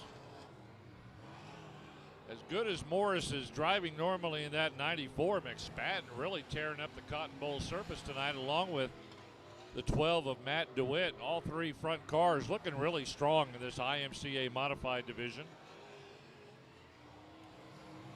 Ouch. Checkered flag, here we go. Green flag is done and checkered flag is out.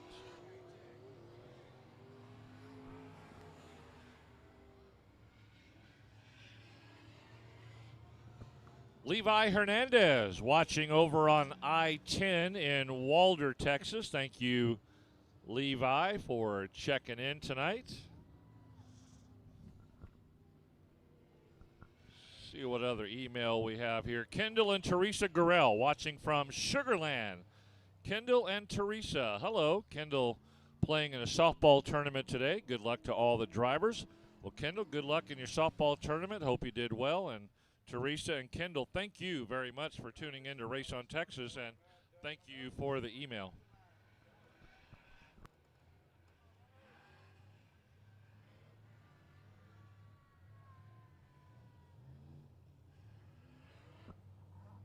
The Mayhew family, they're watching on Race on Texas, cheering on all the drivers, especially their very own Gabby King. Thank you to the Mayhews for checking in with us on Race on Texas, and thank you for the email. All right, heat race number 1 of 2 for the IMCA Southern Sport Modifieds. Ray Glaze scheduled on the pole in the 35, David Meredith in the 79. Second row inside, 21S Rookie Smith, 21T Taylor Florio. Oh, great, 2 21s on the same row. H. Thanks. H14 Heath Stewart, 32 Robert Stewart, the high 5 of Joseph Ponton Jr. and 18D Stephen Davis. Off and running. Here we go. Green flag, green light. 21S, 21T. Yeah.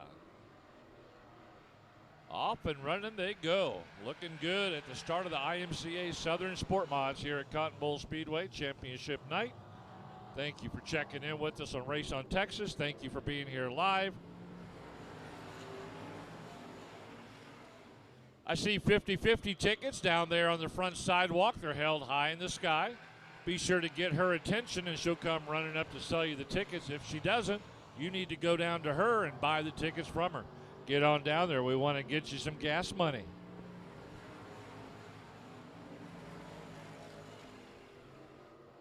'79, David Meredith has jumped out quickly in that lead, but now being pressured down the back straightaway. We could have a change of lead going into turn 3 and 4.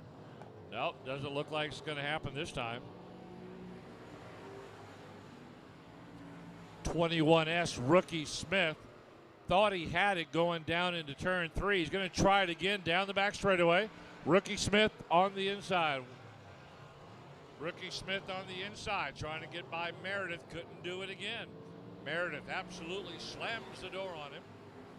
21T Taylor Florio settling into third. Kind of a 3-car breakaway. There's about a 5-car length difference between third and fourth. Keith Stewart back there in the H14. Not really making up any ground on the cars in front of him. Robert Stewart in the 32. The high five of Joseph Ponton Jr., who's had some great races here recently at the racetrack and won a main event a couple of weeks ago or 2 races ago, but not really making any progress in this heat race right now as flags are held up in the flag stand. 2 laps to go that time by as we're cruising around on championship night. David Meredith started on the outside of row 1, has held the lead from the very beginning. He sees the white flag. 21S Rookie Smith holding second, not really able to get by and make a change in the lead. He tried a couple of times down the back straightaway. He'll try it again one more time, gets that nose under Meredith, and turn 3 and 4. It's going to be a dash for the flag. David Meredith going to win that dash. Rookie Smith, Taylor Florio, 1, 2, 3.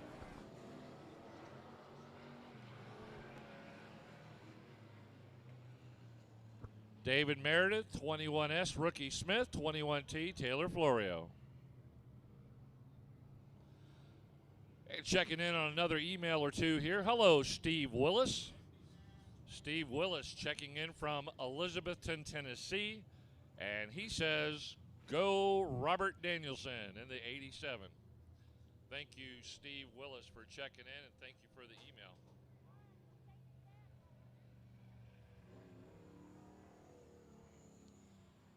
Aunt Holly and Carson from Thrall, Texas. Shout out to the Sport Compacts tonight. Bo, Cody, Julie, and Kayla. Thank you, Aunt Holly and Carson, watching from Thrall, and thank you for the email. All right, heat race number 2. Scheduled 6 cars. Well, scheduled 7 cars, but it looks like one's not going to make it.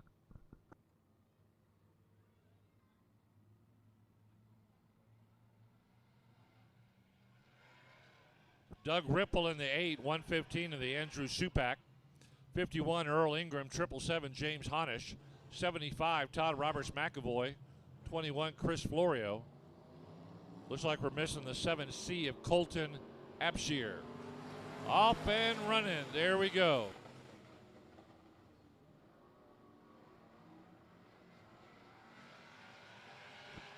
Well, now it looks like mysteriously, like a Las Vegas magic show, we have 7 cars out there now. Looks like the 75 came out late. It was Todd Roberts McAvoy. Abshir was on the track the whole time. Roberts McAvoy dashes out there real quick.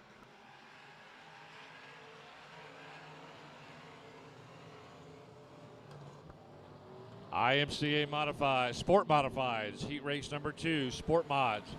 Tearing up the track now is the 777 of James Honish. Started on the outside of row 2, has worked his way up to the front, got by Doug Ripple, your pole sitter. Now trying to pull away from Ripple, who sits back in second. 51, Earl Ingram sneaking up on the outside of Ripple, coming down the front straightaway right along the wall, and Ingram says, "See you later, alligator," as he goes by Doug Ripple, moves up into second, and Ripple shuffled back to third. He's about to get shuffled back to fourth if he doesn't watch out. Chris Florio coming up on him like lightning in a South Texas thunderstorm.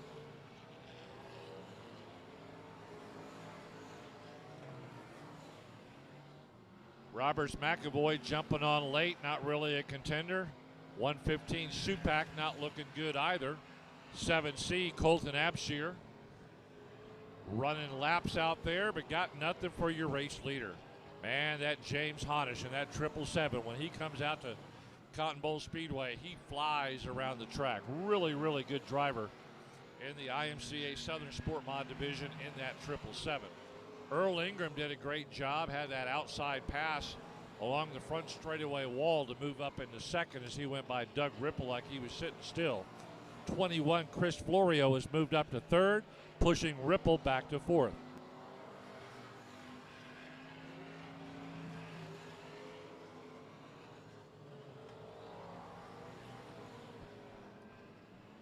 White flag shown that time by.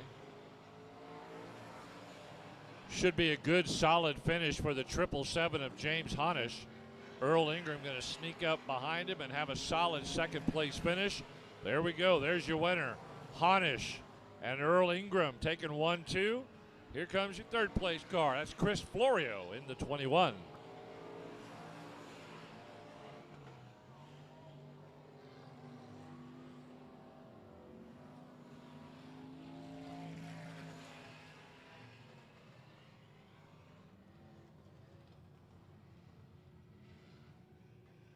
Another email here, the Meredith family watching from beautiful Buda, Texas. Hello to the Meredith family. Thank you for tuning in.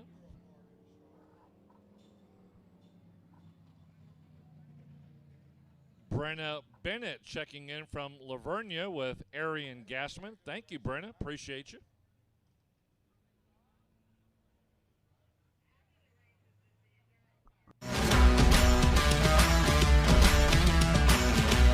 Hi, welcome to Day Motorsports. How can I help you?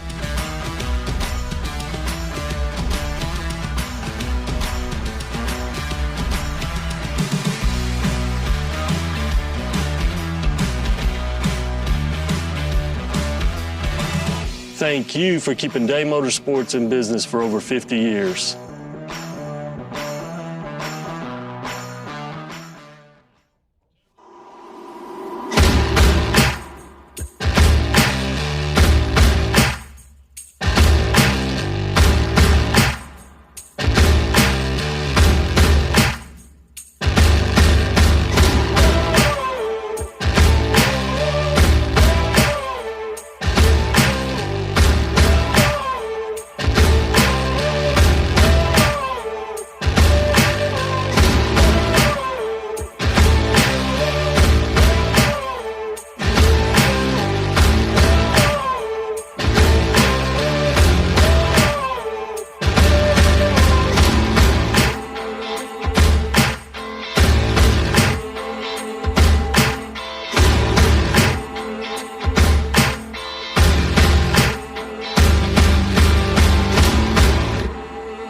Hey everybody, Winning Technologies Workshop is proud to announce WinTech.tv, folks. You heard it right. WinTech.tv have weekly tech tips, folks. That's 52 tech tips a year for manufacturers and experts in the motorsports industry. We're excited to be launching at $79.99 a year, folks. That's less than 22 cents a day. Can't get much cheaper than that. Right to your phone, all the tech information you need. Get it now, WinTech.tv. Lots of information will be loaded on the website. Every week we have a new tech tip be out there. There'll be manufacturer discounts for products and things to help your race program. So for less than 22 cents a day, folks, WinTech.tv is your source.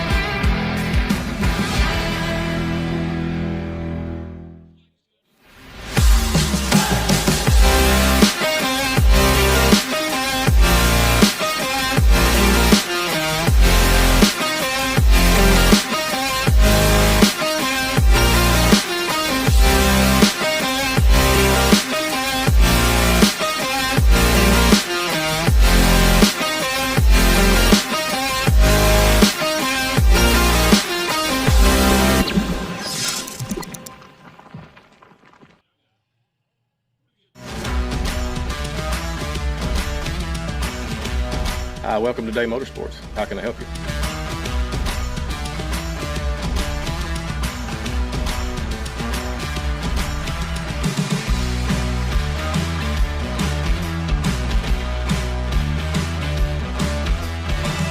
Thank you for keeping Day Motorsports in business for over 50 years.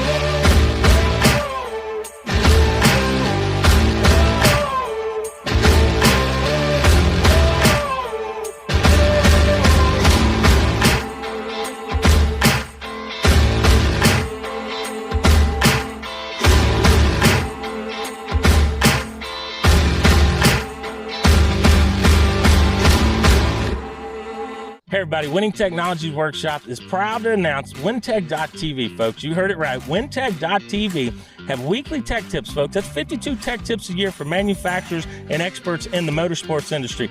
We're excited to be launching at $79.99 a year, folks. That's less than 22 cents a day. Can't get much cheaper than that. Right to your phone, all the tech information you need. Get it now, WinTech.tv. Lots of information will be loaded on the website. Every week we have a new tech tip be out there. There'll be manufacturer discounts for products and things to help your race program. So for less than 22 cents a day, folks, WinTech.tv is your source.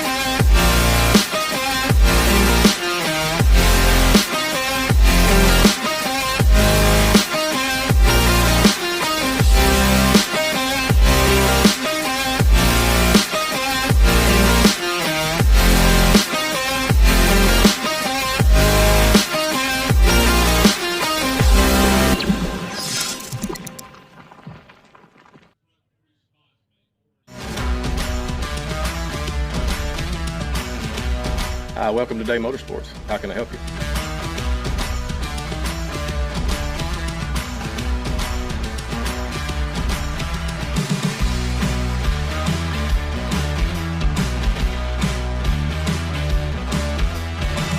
Thank you for keeping Day Motorsports in business for over 50 years.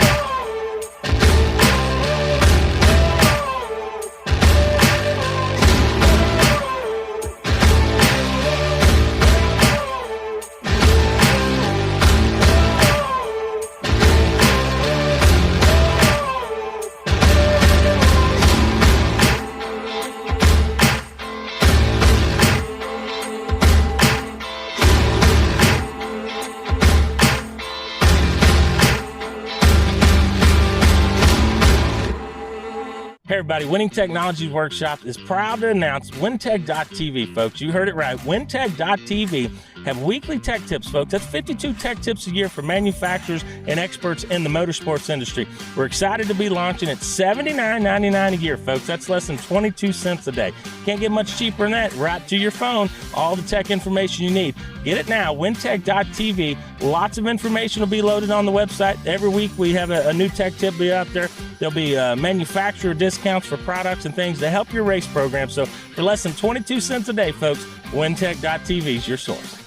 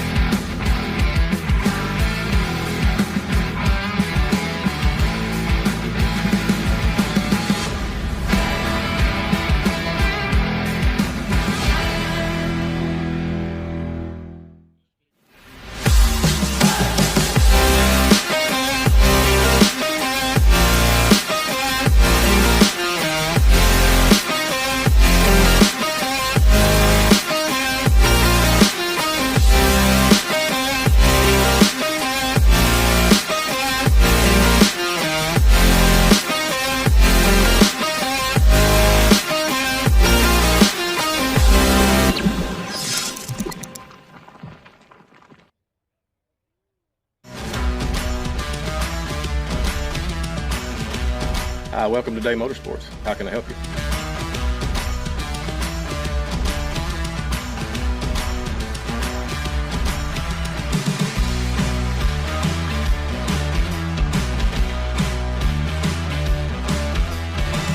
Thank you for keeping Day Motorsports in business for over 50 years.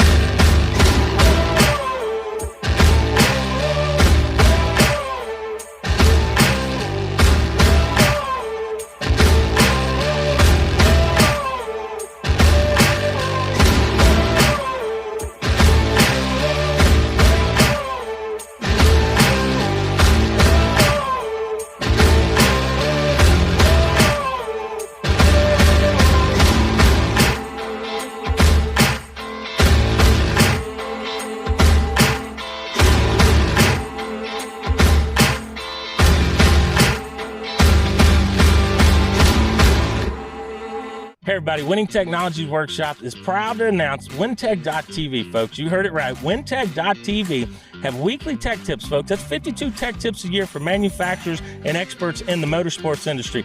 We're excited to be launching at $79.99 a year, folks. That's less than 22 cents a day. Can't get much cheaper than that. Right to your phone, all the tech information you need. Get it now, WinTech.tv. Lots of information will be loaded on the website. Every week we have a new tech tip be out there. There'll be manufacturer discounts for products and things to help your race program. So for less than 22 cents a day, folks, WinTech.tv is your source.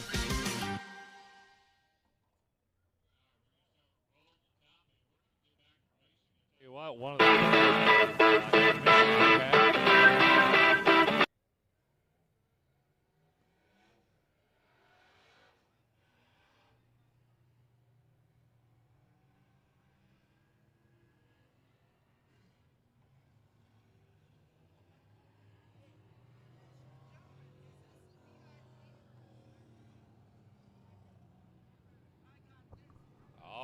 Championship night getting ready to get underway. This is where everything's going to count because from here on out, it is main events. And the iStocks are going to kick us off first.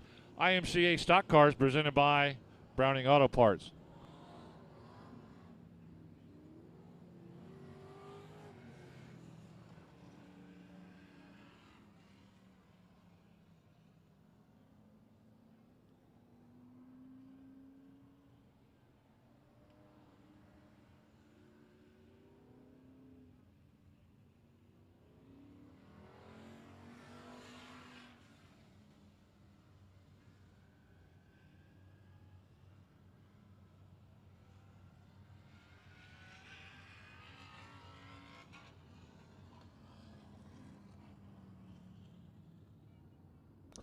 All right, let's take a look at it. iStocks, Terry Scherner in the 14T, Ken Plonsky 4K. John Hobbs 14, second row inside. Kobe Allen outside row 2 in the 27. Chris Birmingham C3 inside row 3 with Dustin Mooney next to him. Inside row 4, David Leger Jr. in the 9L with Jason Batt, your points leader, on the outside of row 4. Row 5 inside, Bill Sigmund Sr. and next to him, 107, Tim Carman. Row 6 inside, Mason Doherty, 33M. Got Tracy Scherner next to him. In the 01T, Allison Morris in the 94A, inside row 7. Sean Paul Lehman on the outside of row 7 in the hot rod, good-looking 28.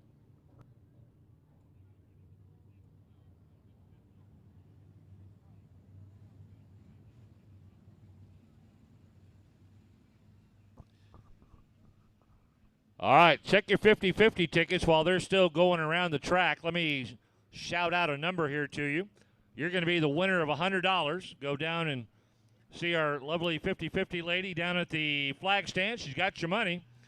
Here's your number, 130-604. 130-604. Head to the flag stand and claim your money. Here we go. Championship night begins right now. Joey Scherner takes off on the pole down the front straightaway into turn 1 and 2. Everybody makes it through cleanly. Down the back straightaway they go. Ken Plonsky starting on the outside of row 1 stays with him. Nobody really shaking apart right now. Issues in turn 4. A defenseless tire gets hit by one of our cars, Chris Birmingham. I did not see that tire do anything egregious. Chris just hit him. We got a couple of cars slowing down up in turn 2. And he's getting out of the way. Good job by that driver. Instead of stopping along the outside wall, brought it into the infield. Good job. Thank you. Ken Plonsky down the back straightaway. Your race leader being chased by the 21 of Dustin Mooney.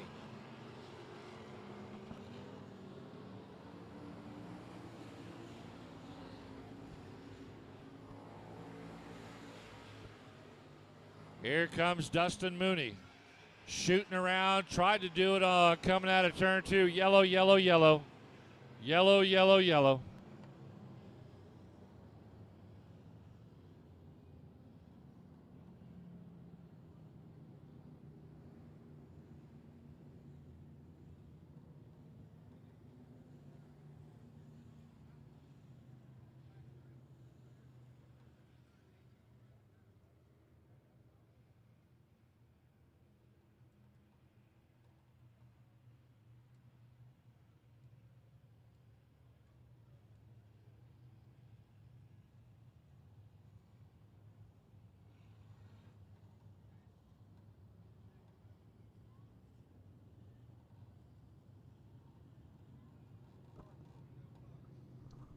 All right, while they get lined up, let's take a look at a couple of more emails. Man, we got one here from the grandstands. We got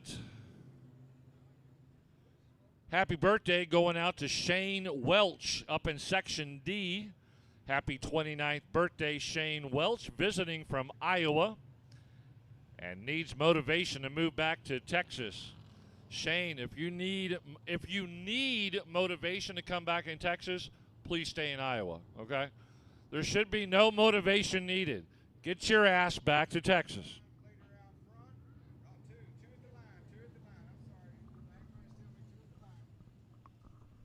You're coming from Iowa, so that's okay. If you were coming from California, it'd be a completely different story. Troy and Doodle watching the racing, rooting on Chris Birmingham. Up in Section C, Troy and Doodle. Nice. Troy Spring, thank you, buddy.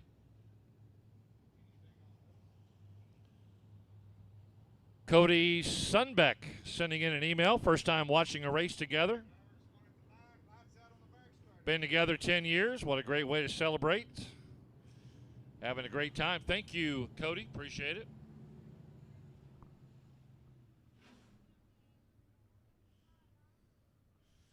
Oh, here's another one. Shane Welch is popular. Happy birthday from Mom, Dad, Ryan, and Emily. Apparently, they love you. All right, lights are out around the track. Let's get back to championship night. Picking up speed, Ken Plonsky sets the pace. Jason Batt, your race leader, or your points leader, came in with a 65-point lead. That's pretty good. Specifically since he's sitting in third. Watch out in turn 1 and 2. They all make it through carefully, especially that one that cut through the infield. No chance of hitting another car when you cut through the infield. Down the front straightaway. Plonsky, Dustin Mooney sitting a solid second.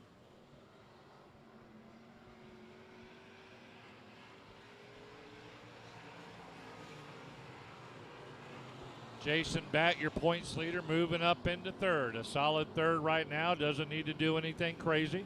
Would love to win the main event tonight. Get some extra money in his pocketbook and his envelope at the end of the night. But it looks like he's got the championship all wrapped up for 2022. He's a solid third right now. 65 points ahead of second place. Now your second place car, here's an issue right here. Watch out, turn 4, turn 4. Yellow, yellow, we got one facing the wrong way. Turn 1, we got a couple up there, right there at the exit. Holy cow. Yeah.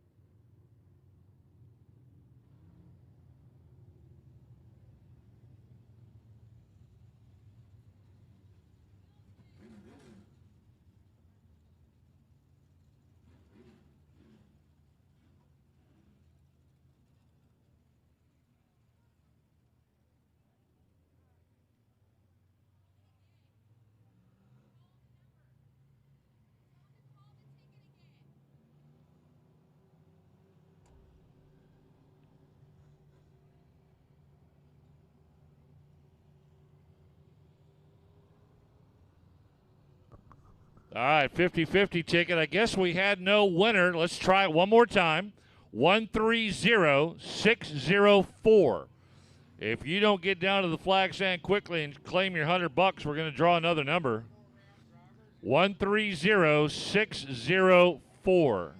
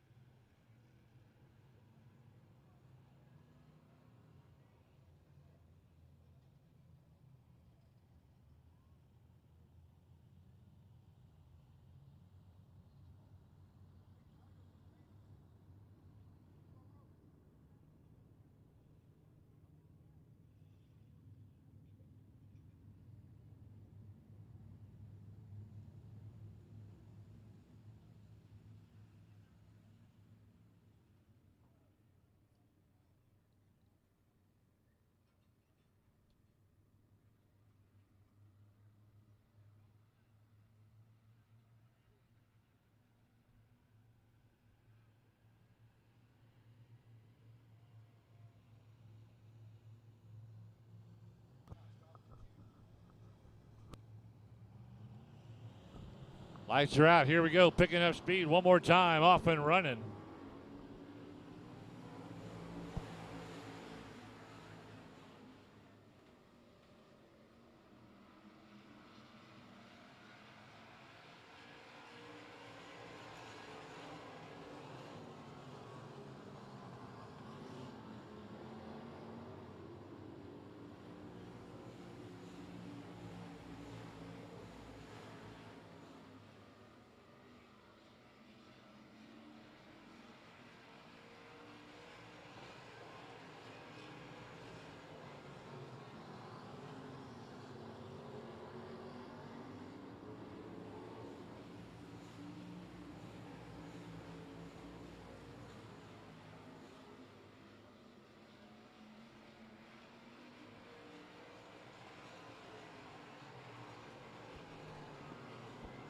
Really good battle going on right now coming out of turn 4.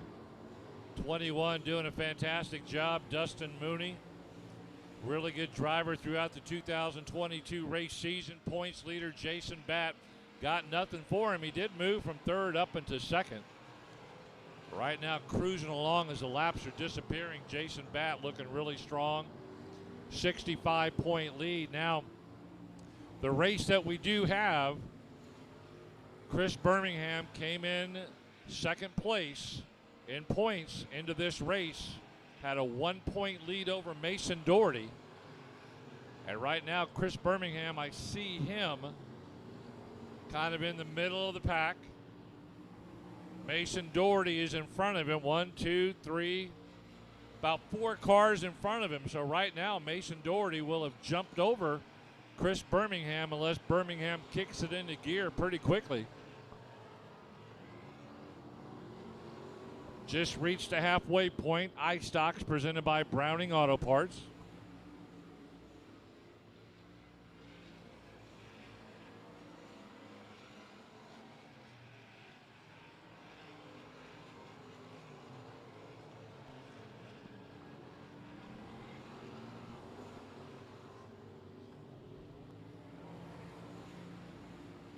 If I was Mason Doherty, I wouldn't do anything drastic and just hang on to 3rd place. If you know your points position right now, he's got some of that laminate hanging off, some of that plastic. It's not affecting the drivability of the car, but a solid finish right here will get him a good 3rd place finish as your 4K of Ken Plonsky goes into the infield. He started on the outside of row 1. He's got to call it a night on championship night. Tough break there.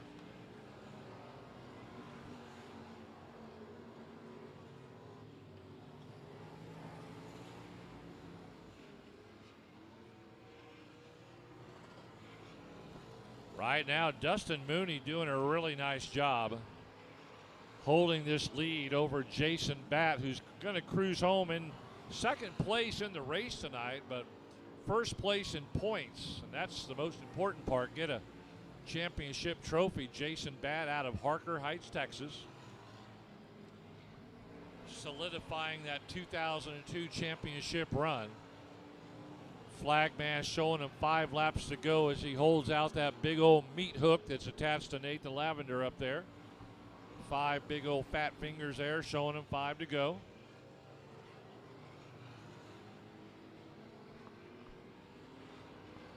Good run by everybody. Good run.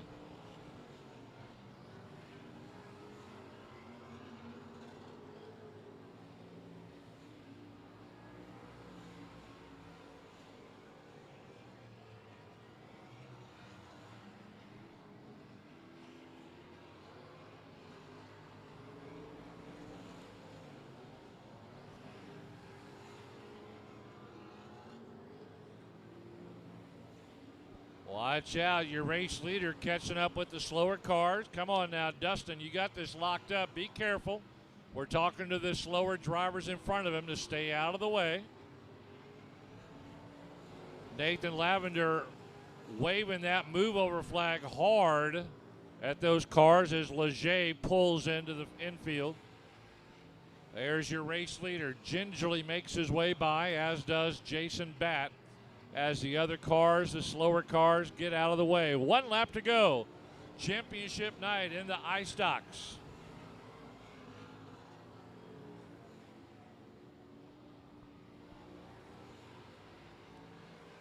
Dustin Mooney going to bring it around for a main event win. Your champion in the 9 going to come right up behind him. There he is, Jason Batt, your champion in the 2022 iStock division.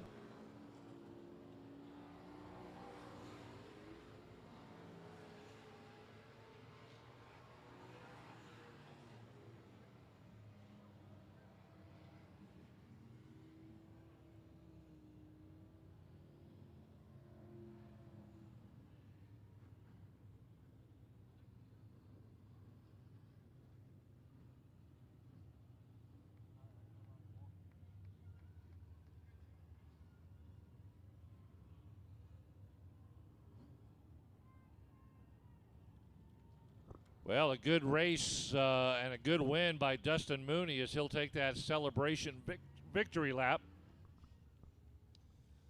But looking right down there on the front straightaway, right up close to the wall, that is the 9 out of Harker Heights, Texas. That's Jason Batt, as long as everything looks good across the tech pad.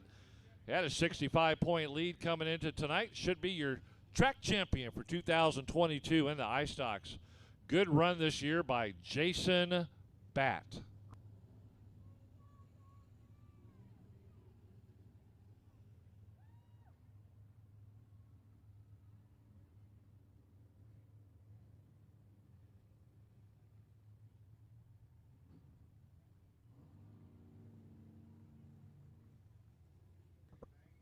Got another email from a familiar name here. Johnny Torres and Brandy Payton are driving back from Iowa, watching and cheering on Russell Vickery. Johnny and Brandy, have a very safe drive back. Look forward to seeing you later on.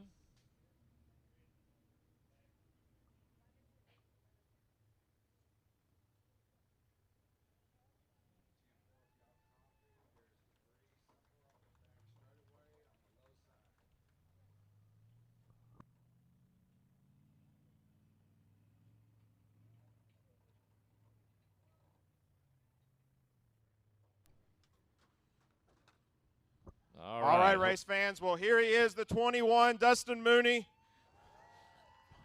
putting this 21 street stock on a rail tonight around this track. Some beating and banging, but you made it. So how did you feel tonight? I just want to first off apologize to the 14 car. I really didn't mean to get into the back of him like that. I know he's a lap car, and I thought I had him cleared. It's part of racing, and I do apologize to him. But thank you to all y'all fans for coming out and supporting Cotton Bowl Speedway. Racetrack was very phenomenal tonight, very racy, fast and flat on the wood. I need to thank Chris Florio, Florio Racing Chassis, for giving me an opportunity to drive this car. Swinson Racing Shocks, Midtex Paint Body, Naymare Wraps, FRC Race Cars, D&D Cabinetry, Tracy, everybody watching back home, my parents. Thank you for each and every one of you fans for coming out, and y'all have a blessed night. All right, well, once again, let's give it up for Dustin Mooney. He's got 2 Frisbees to throw. This first one he's going to sign and throw over. I'm going to talk about this second one. Our sponsor, WD Electrical Services, the 3D, he has got $50 on the back of this, okay? So you're going to want to catch this. It's gas money to get home, or Whataburger. That's all I know. No, you're good. Okay. All right, y'all ready, kids? All right, and one more. Who's ready? 50 bucks, 50 bucks. All right, well, we're going to head on over to Craig's Victory Lane, get some pictures and all that. So if you're with Dustin here, head on over there right at the end of the restrooms. We'll get some pictures with you. Okay, there that Frisbee was thrown up into the grandstands, and that lucky fan is winning some money courtesy of WD Electrical Services. Thank you. Always good to get free money.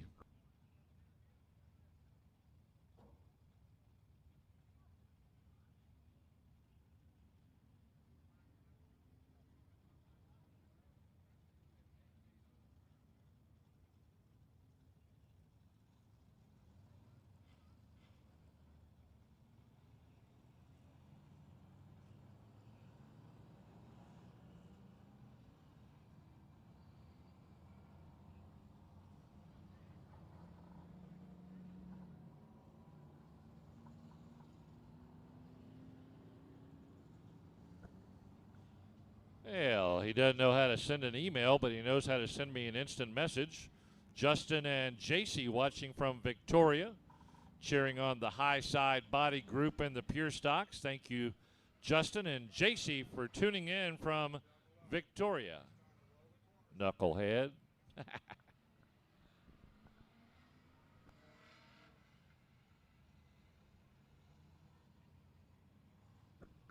Street stocks coming at you, 73. Lincoln Morris, he's going to be on the pole. Drake Pruitt, 56, outside row 1. Row 2, Chase Ellison in the 39, Dwayne Toyin in the 48.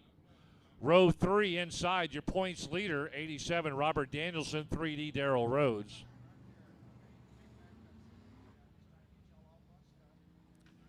Row 4 inside, Tommy Gurrell. Next to him, X58, Rusty Reed. Row 5 inside, Colton Abshire. Next to him, Jeff Blakewood in the 1. And Russell Vickery being cheered on by Brandy and Johnny Torres, driving back from Iowa. He's in the 05 at the back of the pack.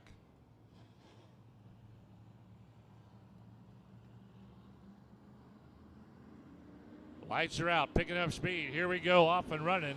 It is the street stock division here at Cotton Bowl Speedway. Lincoln Morris leads the way in the 73.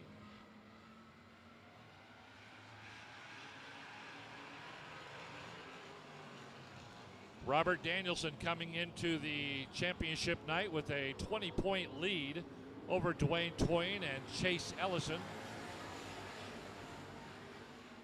Ellison and Toyin tied for second at 365 points, so their finishing spot in this main event, as long as everybody passes tech, is going to determine who gets second and who gets third. They got a 50-point lead over Darrell Rhodes way back in fourth.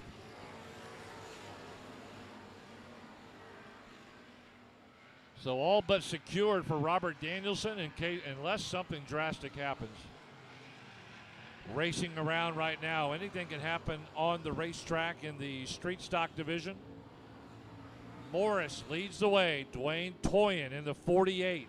That black mean machine going around into turn 1 and 2. The 9 of Tommy Gurrell. The 39 of Chase Ellison, several car lengths way back behind Dwayne Toyin, and Toyin and Ellison tied for second, like I said earlier. But Toyin's got the advantage right now as he's just driving away from Ellison, who's stuck back there behind Darrell Rhodes. Toyin goes into turn 1 as Ellison just now coming out of turn 4. Robert Danielson in the all-white 87 may be looking at this like, I'm happy right where I am. I got a 20-point lead. I don't really probably need to win the race. I just need to have a decent finish. That may be his thinking, because he's sitting right there in the middle of the pack, which he hasn't done a lot of this year. May just be playing a numbers game in this street stock division.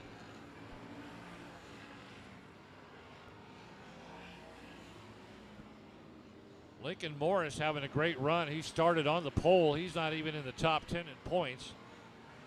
I can count on probably 2 fingers how many times I've said his name this year. Twice, maybe? I don't know. Not a regular driver here at the track.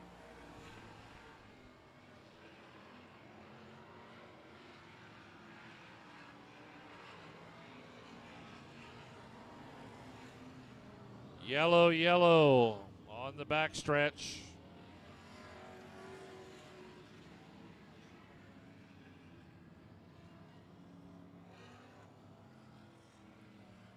Lincoln Morris, your race leader, pole sitter out of Caldwell, Texas. Running pretty good out there right now, but this could be that old bugaboo where the yellow flag, when it brings everybody back together. Gonna have to really pay attention because he's got some fast cars behind him, especially Dwayne Toyin out of Austin, Chase Ellison out of Pflugerville. This will bring Ellison, who is really trailing in this race and not in any contention to finish in second in points. It'll bring them back together, but not sure Ellison has anything for Toyin tonight. But Toyin could catch up to your race leader, the 73 of Lincoln Morris. He's got the 9 of Tommy Gurrell in front of him, so he's got 2 cars he's got to get past to get into the lead. The 05 of Russell Vickery is going to get pushed off the track, so Johnny and Brandy can now concentrate on just driving and not cheering on Russell Vickery in the 05.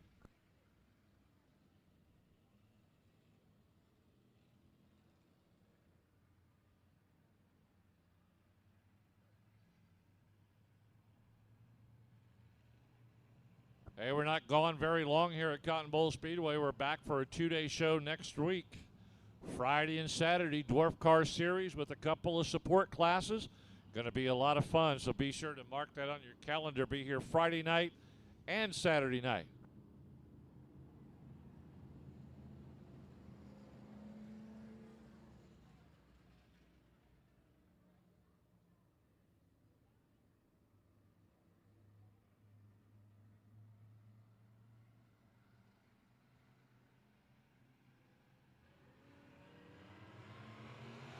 Lights are out, picking up speed. There goes your race leader. He sets the pace. Lincoln Morris, about 3/4 of the way down the back straightaway, right by the InstaPrint sign. He took off. Got several cars trailing him. Watch out. Look at the 3D of Darrell Rhodes. He splits right between your second and third place car. Goes by Dwayne Toyin like he's sitting still, now up by Tommy Gurrell. I tell you what, if Darrell Rhodes gets up by Tommy Gurrell, he could give this Lincoln Morris driver a run for his money. Here he goes. Hey, just like I said, there he goes by Tommy Gurrell. I'm not a prophet, but I play one on TV. Now he's really going to give Lincoln Morris a run for his money here in the rest of the main event.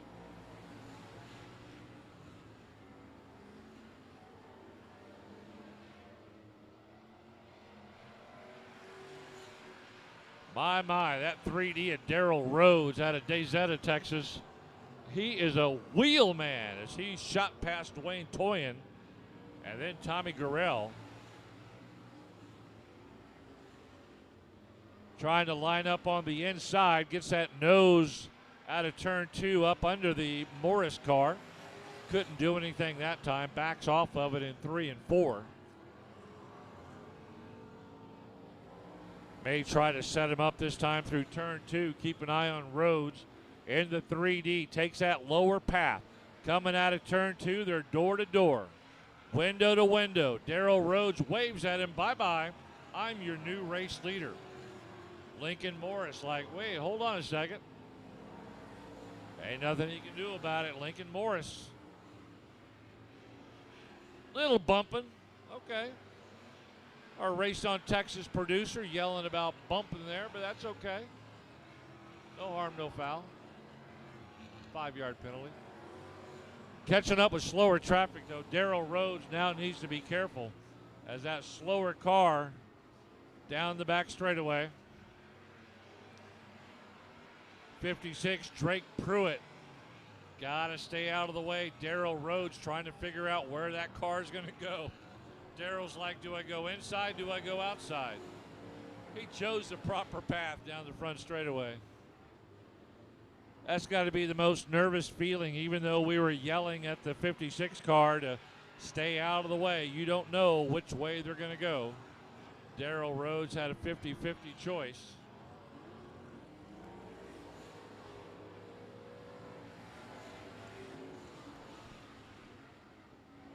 Uh-oh, we got a low back tire, it looks like, on 73, Lincoln Morris.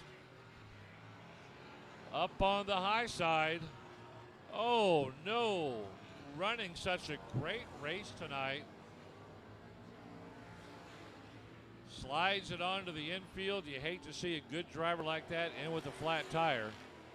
He was really running a strong race tonight till Darrell Rhodes got past him. Flat tires will do that.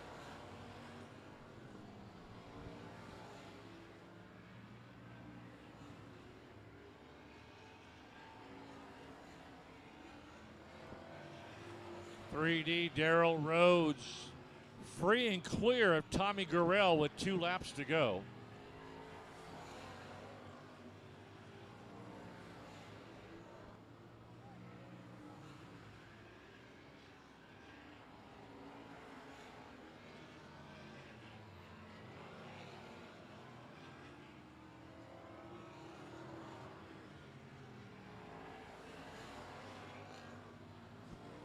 Darrell Rhodes, he sees the white flag. He knows one more time he's going to come around. He is going to be your winner for the night, and he'll be thinking about what could have been if he hadn't have missed 2.5 races with that rock through the radiator. There he is, Dayzetta, Texas. Darrell Rhodes, Tommy Gurrell finishing up in second, and Dwayne Toyin going to have a solid finish in third. Dwayne Toyin should finish up in second place in points in the 2002 points race season.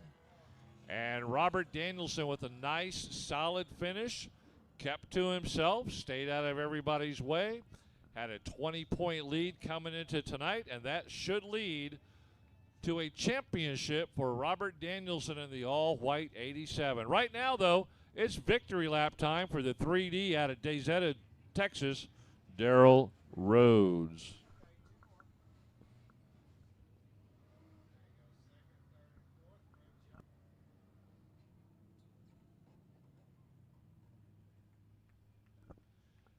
I got an email in here a couple of moments ago. It says, my name is George. My first time here, I'm out of Kyle, Texas, rooting for CAS Racing. George, thank you, man, for coming over tonight. And thank you for the email. Race location at yahoo.com. Couple of last-minute emails if you want to get them in.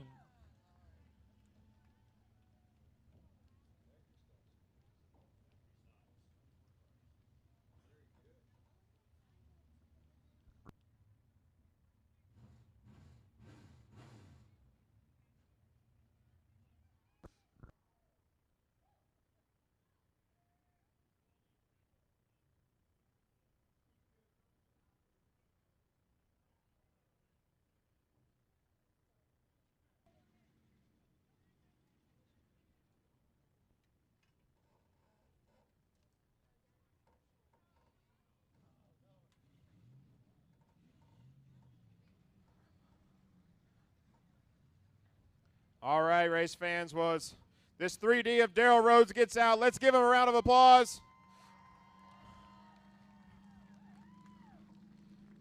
Action-packed race, and if you got that $50 Frisbee from WD Electrical Services, you need to come thank Darrell Rhodes here. He was the one that presented that to you. So I'm going to have you go ahead and sign this.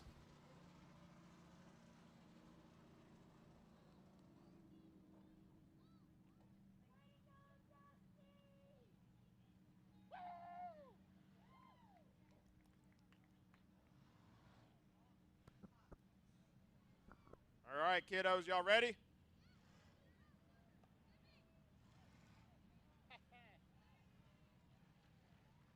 All right, well, Darrell, before this race, you know, we were in the back talking right before your lineups and everything about lineup, and you said, man, I got a lot of work to do tonight. Yes, so, man, tell us what kind of work happened.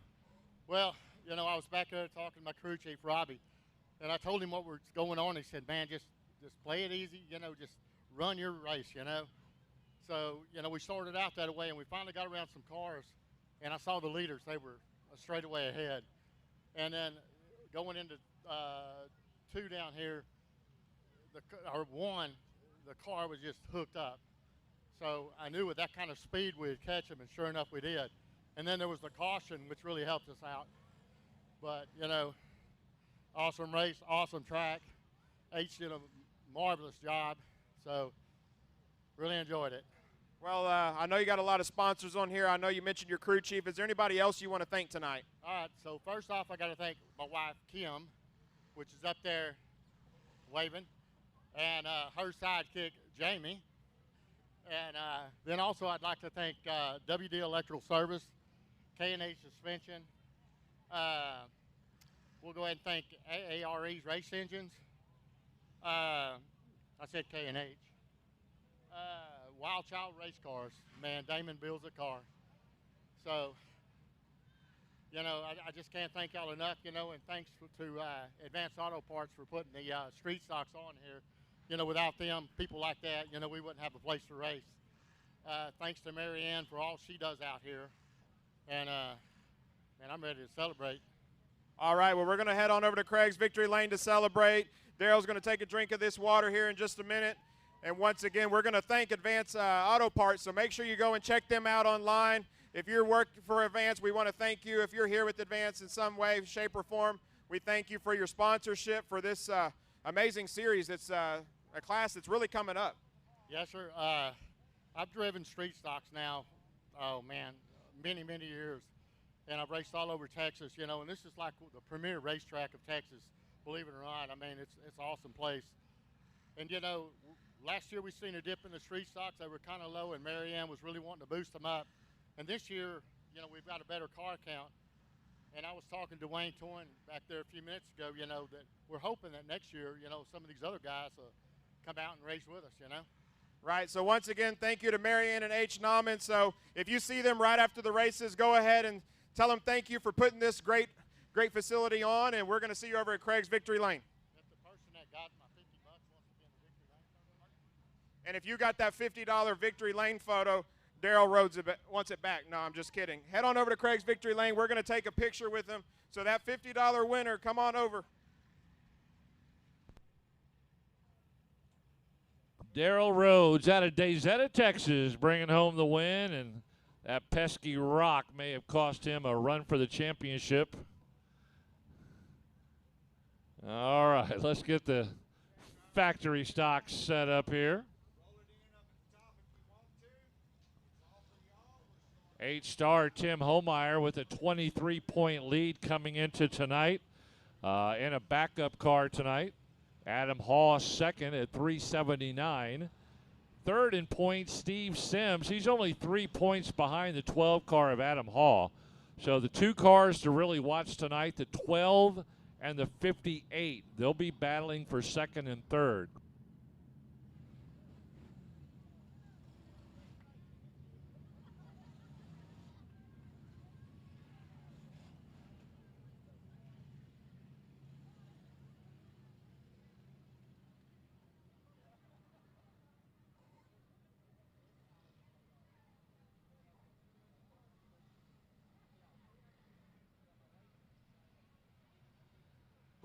Your points leader, Tim Homeyer, he's in the 8. He drives the 8-star normally. He's in the 7 tonight in a backup car. As the lights go out on championship night, 12 and 58, 3 points between second and third. Let's keep an eye on them as Chad Roebuck and Stacy Robinette lead this long group of factory stocks headed your way. Don Cron will be on the second row inside with James Stansfield next to him in the 780. They are off and running down the back straightaway. Don Cron starting on the second row, moves up into position for the lead. Chad Roebuck started on the pole. See where he ends up, Rusty Head. Watch out, roll over, cars into each other. Slow it down, slow it down. Red, red, red coming right out of turn 4.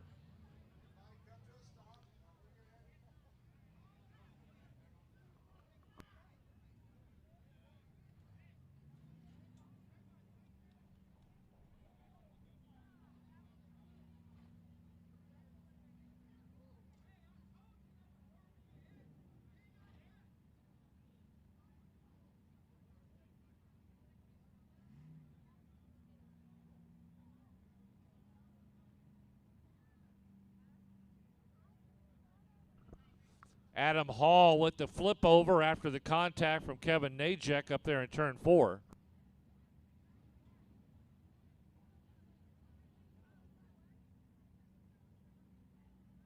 So Chad Roebuck went up on top of Don Cron. That was okay.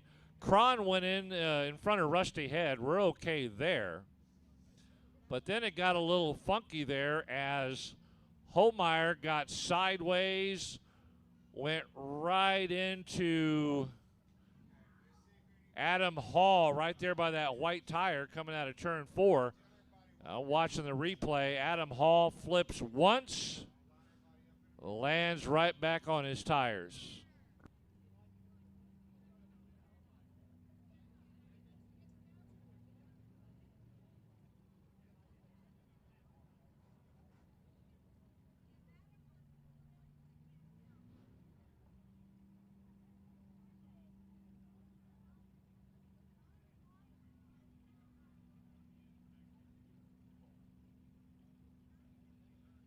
Got an email here tonight, watching from Austin, it looks like. Annie Bounds.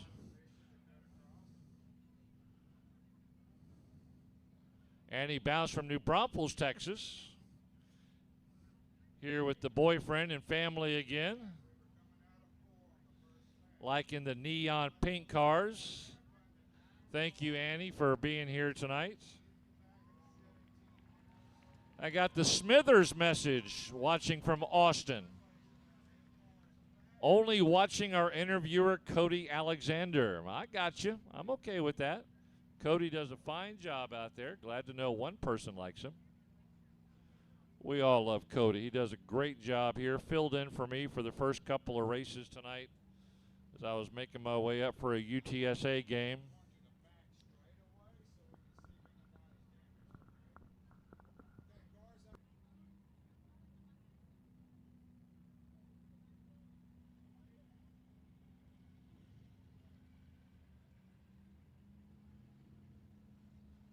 Looks like we didn't get any laps complete, and it will be a complete restart. We're just trying to figure out who's going to the pits, who's going to the hot pits, and where we're going to end up putting everybody.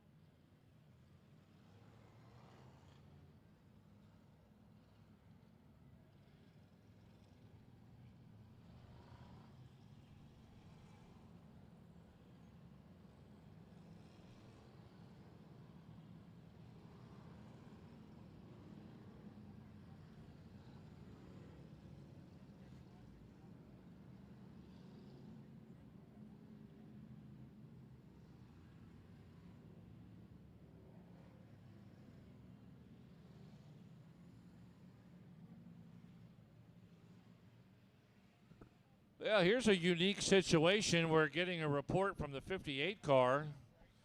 Steve Sims, it looks like, is shoelaces are caught around the gas pedal of his race car, and it's kind of a safety issue that they're going to go ahead and let him stop, get his shoe untangled from that gas pedal, and he will get his spot back. It's not a maintenance issue, but a safety issue. So he'll untangle the shoelaces from the gas pedal and go back to his spot.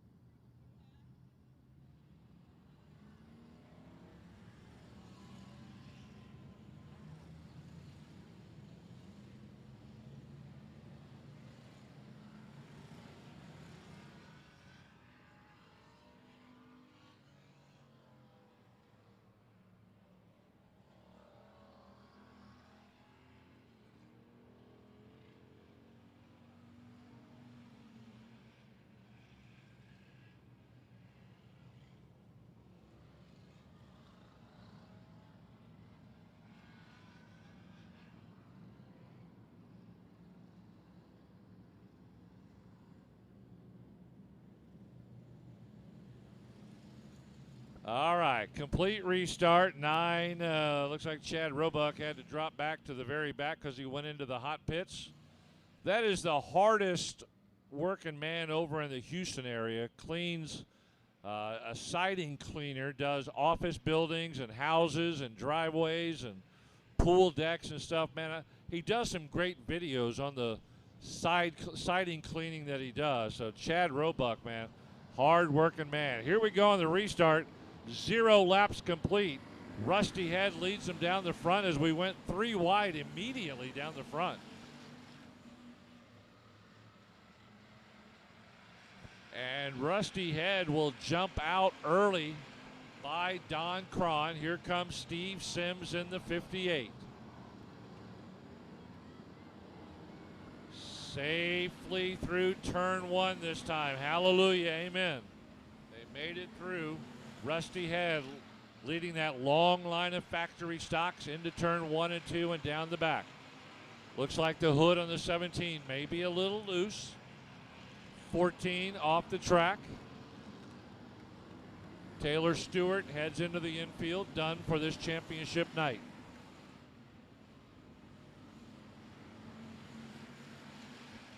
Rusty Head down the back leads Don Cron, moving up into third. Looks like the 43 is Stacy Robinette as they come hard charging down the front straightaway. Steve Sims in fourth. 53K Casey Kraus in fifth.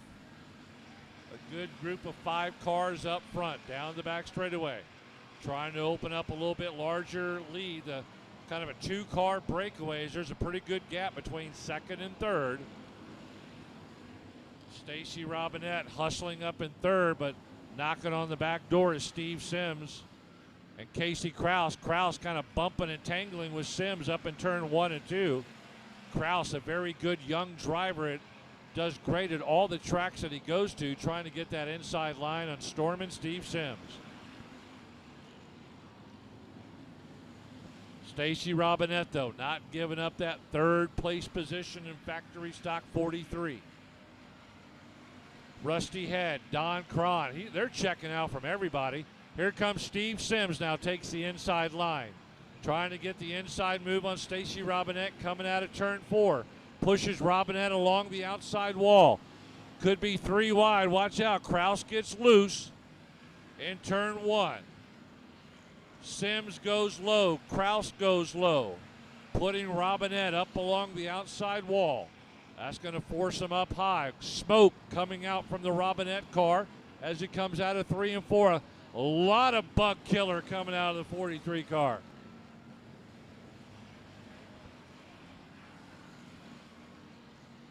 Casey Kraus getting a cabin full of smoke as he got up behind yellow, yellow, yellow. Yellow, yellow. Stay high. We got the 99 on the low side. Alan Alexander into the infield. That hood shuts on its own as he gets it back on the track. Keep an eye on the 43 of Stacy Robinette. Started having some smoke pouring out of the back of that car right into the driver compartment of 53, Casey Kraus.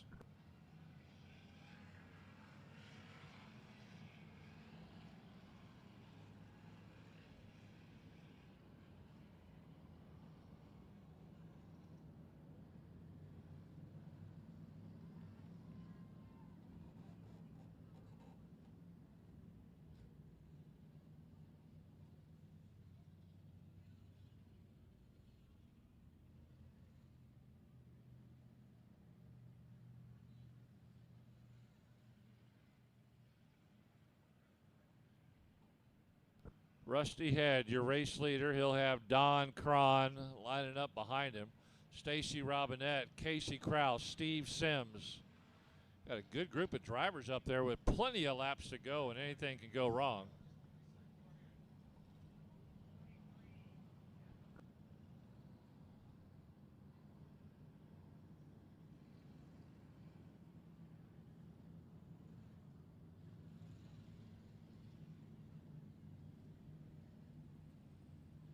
Well, the last thing you want to hear inside your helmet as a driver is when the race director lets you know that your wheel seal is leaking oil all around the track. You're the third place car and you're being told to go to the infield. Oh, Stacy Robinette receiving a message he did not want to hear. We saw it, though. We saw the smoke pouring out and going into the driver's compartment of Casey Kraus. We knew something had to be wrong with that 43. Man, you just hate to see a fast-moving car like that taken out because of potential wheel issue.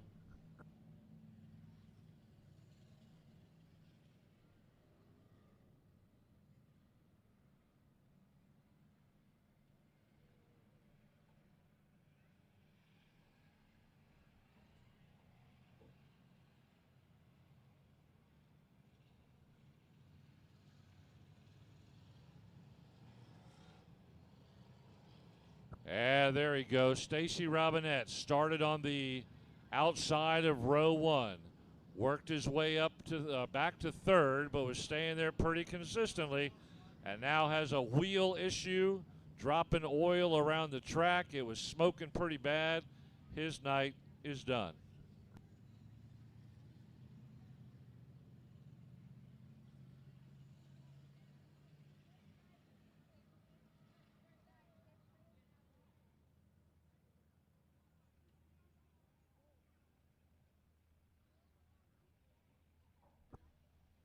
All right, so apparently the drivers aren't playing nicely and not going where they need to go.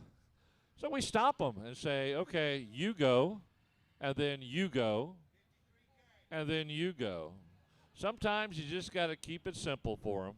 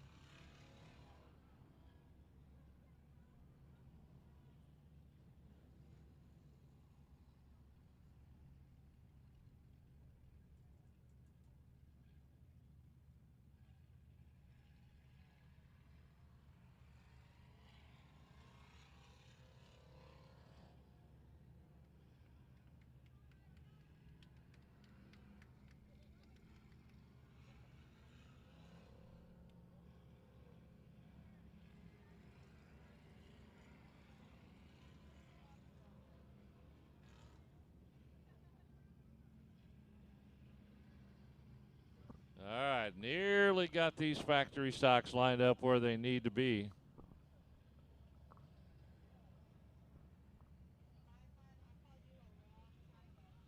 Mark it on your calendar. We're back here again this coming weekend on September 30th, Friday night, and October 1st, Saturday night.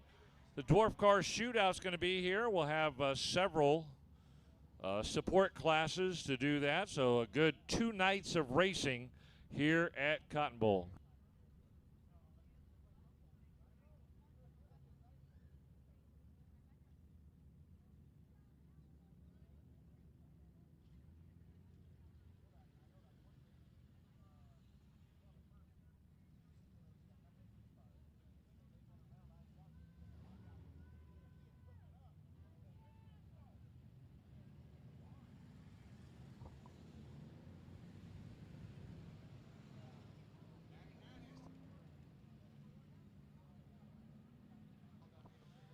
So the Dwarf Car Shootout, this is going to be race number 3. They've been holding races across the country, the first 2 races. Now they're bringing CSDCA race number 3 here.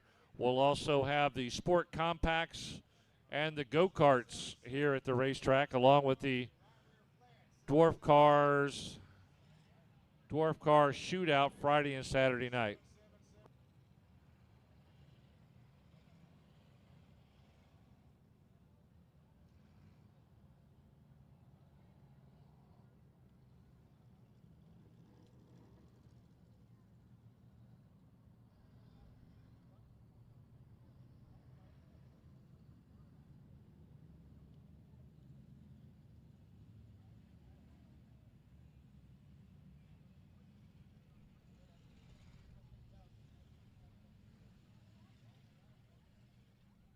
Seven laps complete in this main event.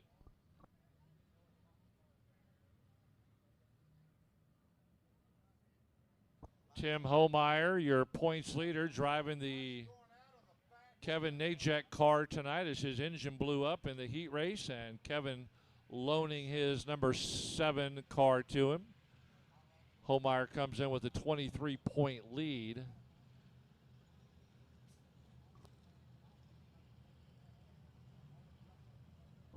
Lights are out, 7 laps complete, ready to pick up speed, off and running. Here we go.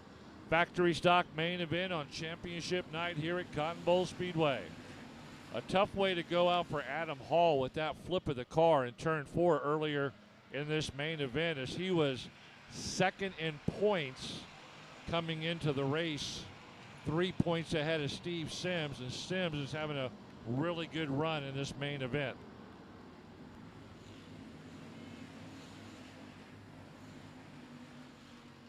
So because of that flip, Sims should be jumping over Adam Hall up into second. I think there's enough of a gap that Hall may finish in third. I don't think Stacy Robinette can catch him. He's about 60 points back. Watch turn 4. We got one facing the wrong way. Turn it around. Turn it around. Ain't going to do it.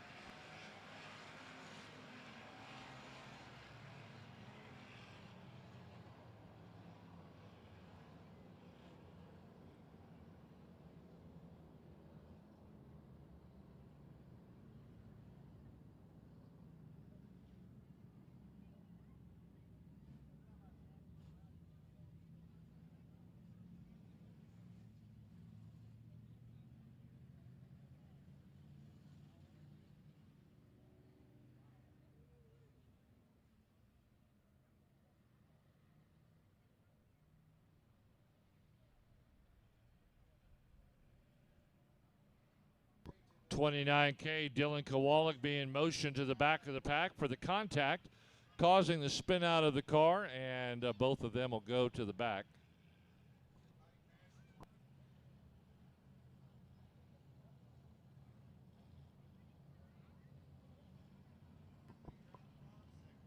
Sorry, Misty.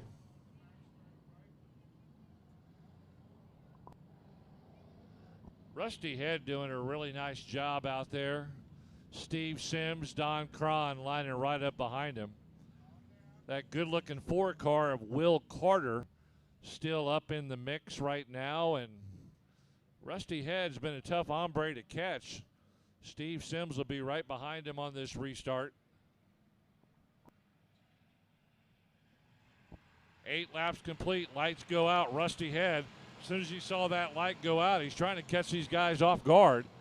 He takes off immediately when the light went out.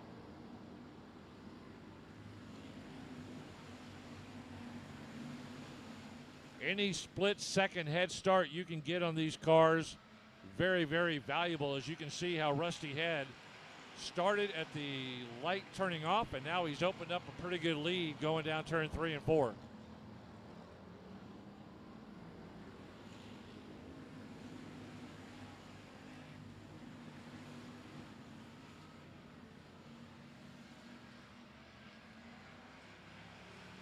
Rusty Head really opening up that lead now. Don Cron, a distant second in the 17 as they come down the front straightaway. Got to get that car off the track. Get out of the way. Get out of the way. Yellow, yellow, yellow.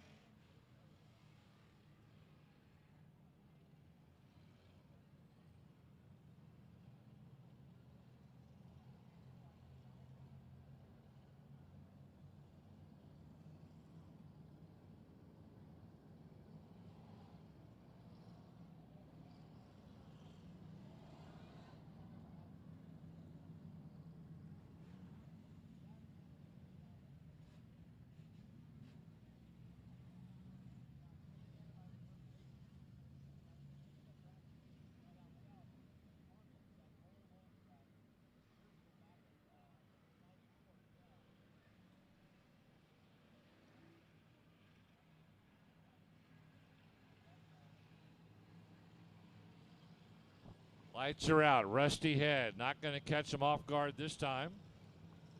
Or will he? He can start anytime he wants. Picks up speed. Don Cron stays right there with him.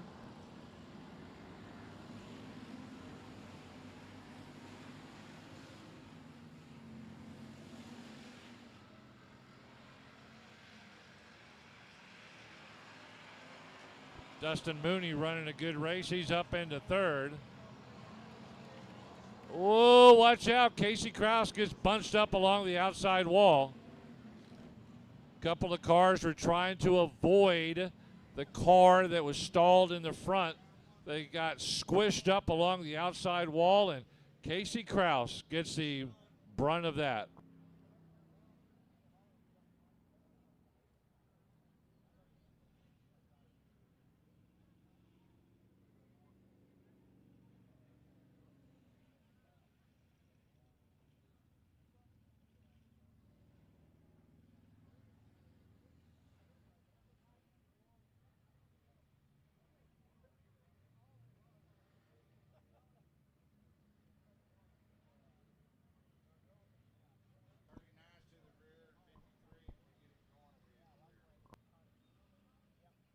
.780 James Stansfield will be going back to the rear, and I think the 39 of Michaela Trimble is going to go back. And if we get the Casey Kraus car going, which it looks like we did, but he may be done, he would go to the back as well.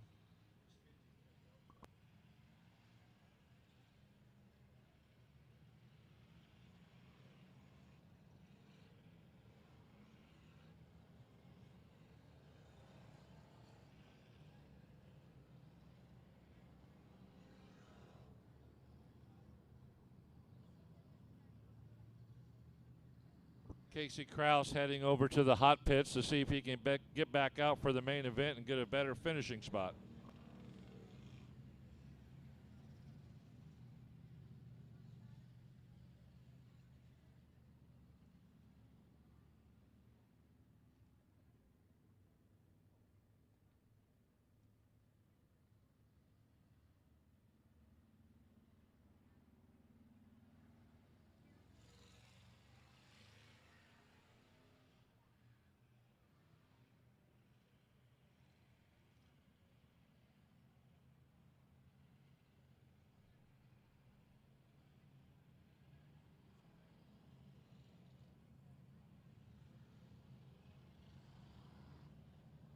All right, reading the lineup to the drivers one more time to make sure they get lined up. Shout out to Justin Zaveski watching today. Hello, Justin. Knucklehead.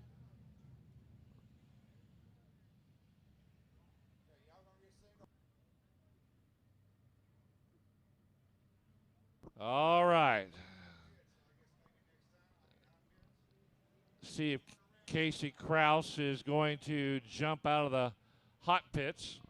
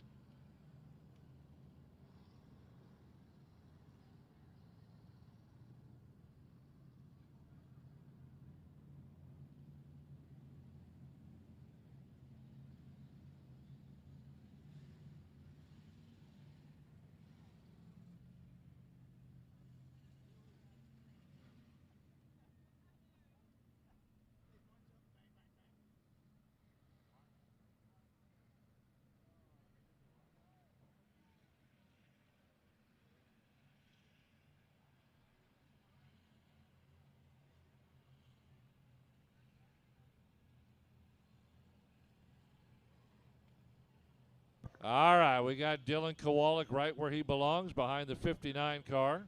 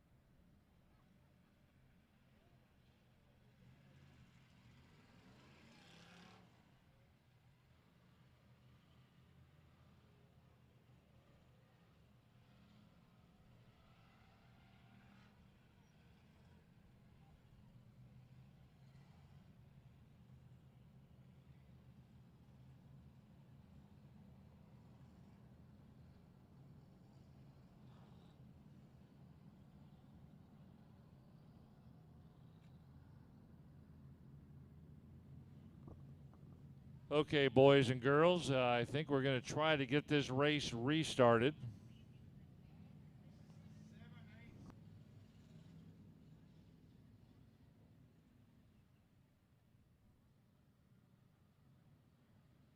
Lights are going to go out on the back straightaway, and your race leader, Rusty Head, will set the pace one more time.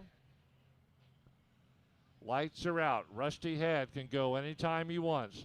Don Cron, got to pay attention to him, along with the 5M of Dustin Mooney. Rusty Head taking his time. Next time by, we will finally be at the halfway point. Here we go. Green, green, green on the restart. Championship night is quickly turning into championship morning if they don't hurry up and get done with these races. Factory stock race taking way too long tonight. Trying not to cut the laps on championship night, but here we go. Let's see if we can get these last laps knocked out of the way. Crown a winner for the main event and crown a track champion.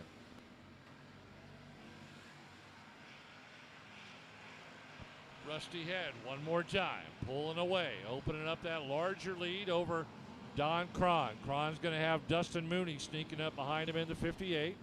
Staying right there with him, Steve Sims, currently in third, but he's going to move up to second because Adam Hall, who was in front of him by 3 points, is out of the race. So Steve Sims will shuffle up from third to second based on his finish tonight. Really hate to see that happen to a good young driver of Adam Hall, but that's racing. Whoa, watch out, turn 3, 4, 29K Kowalik does a 360, gets it back going. Here we go. 5M, Dustin Mooney. He has an issue up in turn 2. That's your third place car.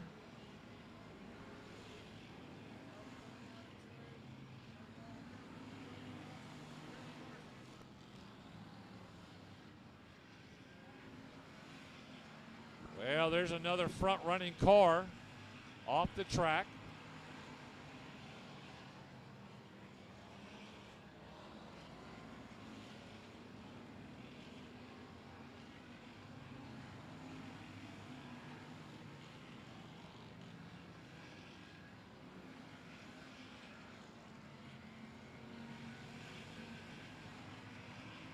Oh, it is craziness tonight in this factory stock main event.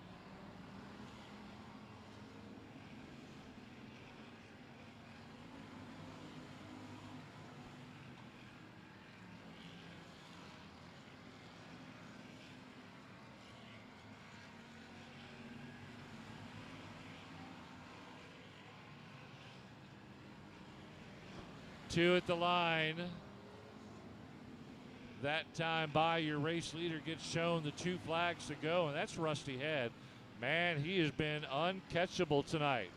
Really running strong in that 55 factory stock.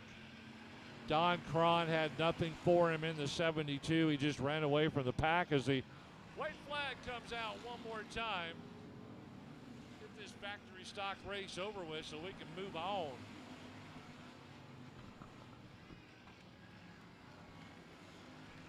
Down the back straightaway. The swan song into turn 3 and 4. Here comes your race winner. Rusty Head with the win. Don Cron in second. Steve Sims in third, and he'll move from third to second in points.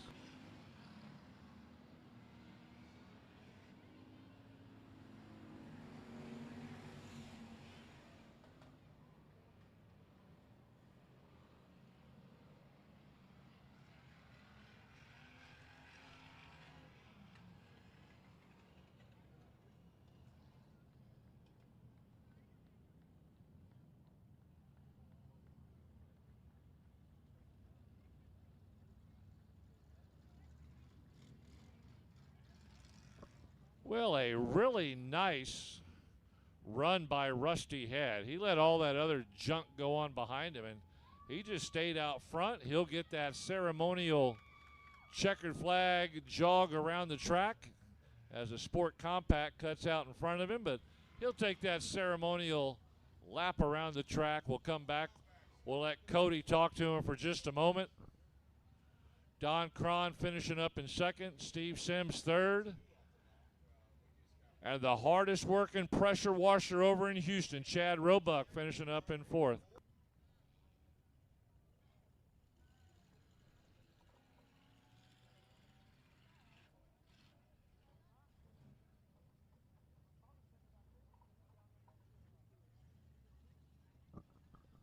Good run by the factory stocks. We have the Sport Compacts coming up next as they get lined up on the back straightaway. We'll do a quick winners interview. Cody down there with Rusty Head.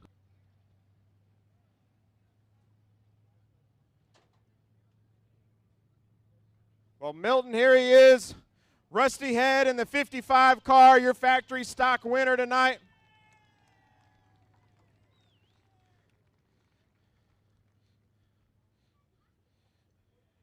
I was just telling Rusty, I think if we were going to continue, I was going to have to bring him a can of gas because I didn't think we were ever going to get that one done. But we've got a Frisbee here for a lucky fan. Who's ready for it? Where are them kiddos at? All right.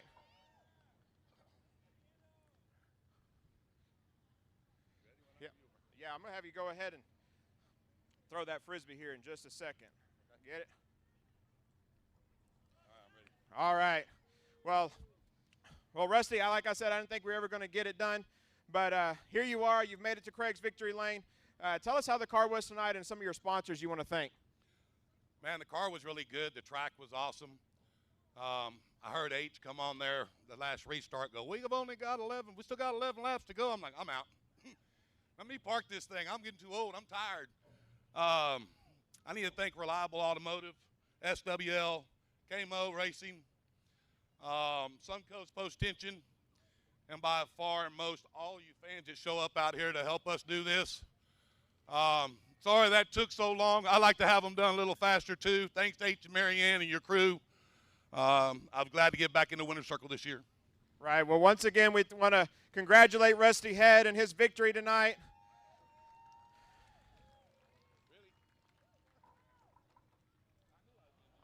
He's tired. He's tired. It's all good.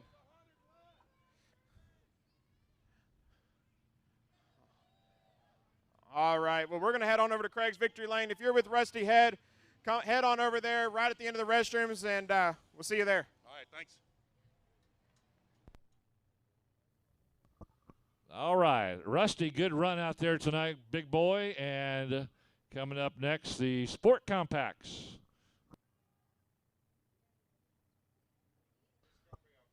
$14-lap main event.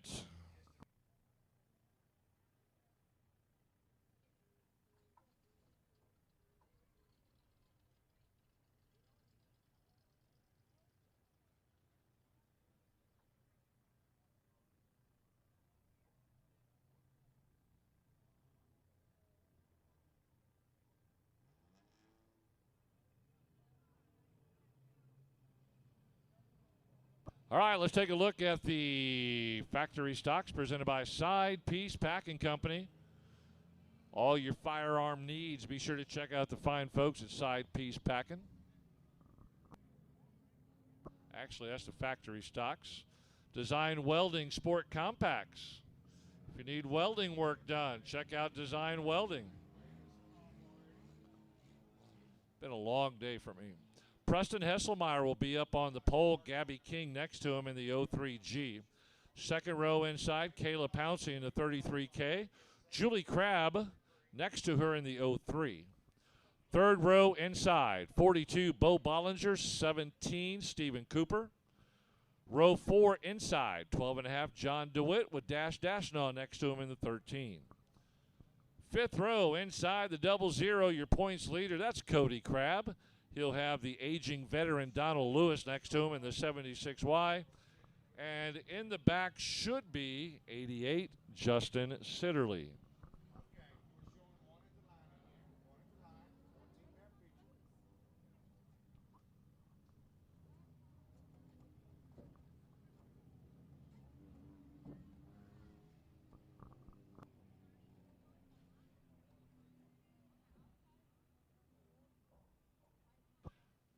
Yeah, looks like Justin Sitterly still sitting out there in the infield from earlier, so he's done. 10 cars, 14 laps. Cody Crabb, your points leader, but he only leads Bo Bollinger by 7 points coming into tonight. So the 2 cars to watch, the Candy Apple Red 00 and the 42 of Bo Bollinger. Cody Crabb, 7-point lead coming into tonight. Here we go. Green flag, green light. Championship night continues as Gabby King goes down the front straightaway on the outside of row 1. Really beating and banging on Preston Hesselmeyer. Gabby becoming a better and faster driver as each race weekend goes by. The new owner of a Jeep that she'll be driving out there on the streets. I guess there's a lot of Jeeps in the family because I read a post about going to some sort of Jeep convention. Jeep Nation. But Gabby King running away with it right now. Nobody got anything for her. Still early in this 14-lap main event. 53 Preston Hesselmeyer. Started on the pole, settles into second. Everybody else way, way back there. I mean, it's like Gabby is in Austin, everybody else is in Killeen. This is just running away with it right now. It's a big gap for a sport compact. Sponsored by Design Welding. Uh-oh! There goes your second place car into the infield. Preston Hesselmeyer. Not sure what happened there, but goes all the way to the back of the pack. Second to last in a split second.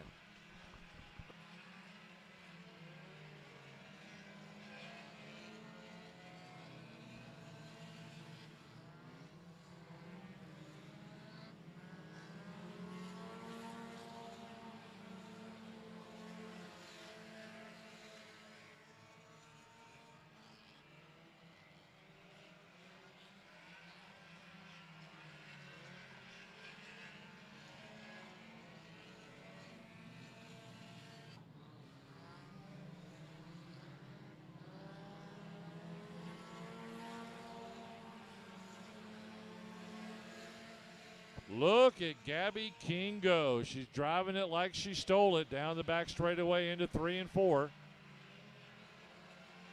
Bo Bollinger running a really strong race right now. Rookie driver in the 42 out of Thrall, Texas. Trailing your points leader by 7 coming into the main event. Your points leader now moving up into 3rd in the Candy Apple Red. Well, maybe up to 4th. Yeah, so Bollinger in 2nd. 12.5 John DeWitt in 3rd. And now Cody Crabb in 4th. So if they finish this way, if I do my Northeast Independent School District math, I think Cody Crabb's still going to be the champion.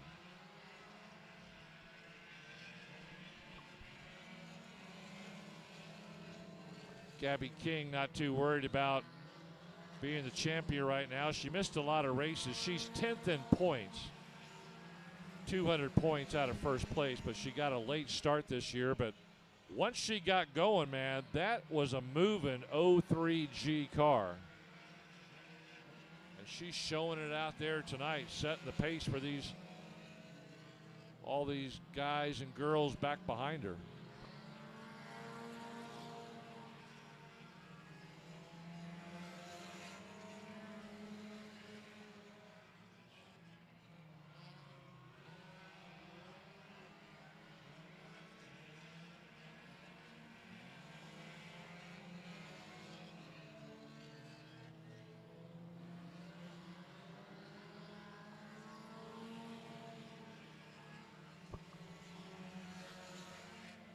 Got a really good battle for second place back there as the DeWitt car trying to get under Bollinger, and he does, coming out of turn 4. Gets under him. DeWitt moves up into 2nd, pushes Bollinger back to 3rd.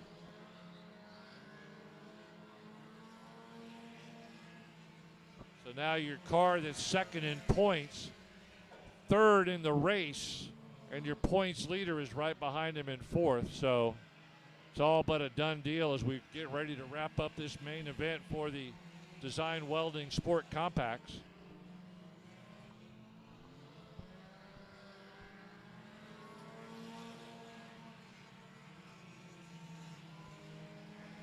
Gabby King, a big-time softball player as well. Got great family pictures that come up on Facebook, a very close family. And that was a white flag that time by. Gabby King out of Elgin, Texas, going to come around, get a main event win. DeWitt trying to do something in the last few feet, but can't do it. Gabby King with the win. John DeWitt, Bo Bollinger, and Cody Crabb finished second, third, and fourth.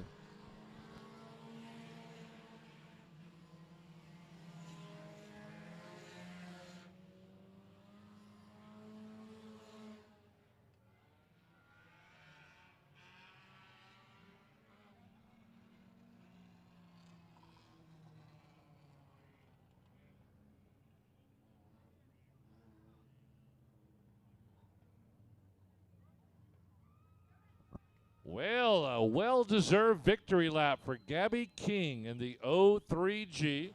She'll make that victory lap with the checkered flag. We'll be back to talk to her in a moment.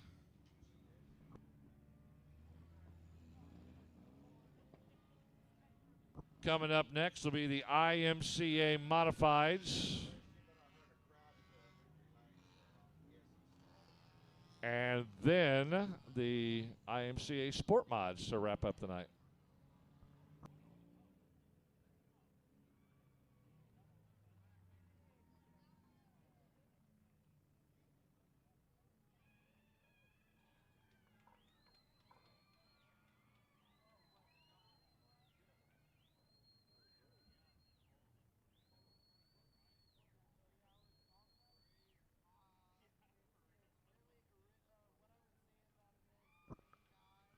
Nice catch, Nathan. Oh, okay, it was a bad throw. All right, Cody's going to be down there, and really happy to see this young lady down in the victory circle on the front straightaway. She's been working hard at it. Well, Milton, here she is. Gabby King in the 03G Sport Compact.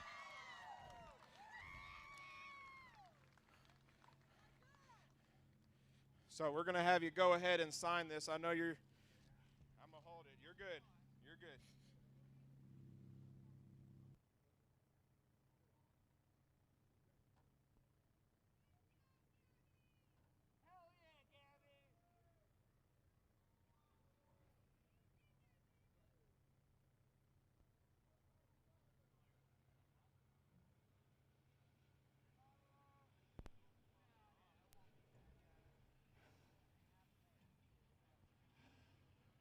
Tears of joy down there in victory lane there. Come on, Gabby. Show the boys how to throw that Frisbee. She's got somebody picked out right here, Milton. So, yes, Gabby's a little emotional right now. Her first ever win, so we won't ask a lot of questions. But you see, you filled up the front stretch here, okay? And so is there anybody in this group you want to thank? I want to thank my parents and Elizabeth and Brian Mayhew. I would not be here today without them. And just all my family that came to support me. And my friends. Well, yeah, Brian and Liz Mayhew, big parts of our past here at CBS and still a part of our family, and they're watching at home. They've been posting all about you, and I know they're excited watching you on Race on Texas. So I know it's a big day, so we're going to take this party, and we're going to go over to Craig's Victory Lane, and we're going to take a lot of pictures, okay? And so all these fans that you have, let's head on over there, and we'll get some pictures. Gabby King, she's the main event winner tonight. Way to go, young lady. We're proud of you.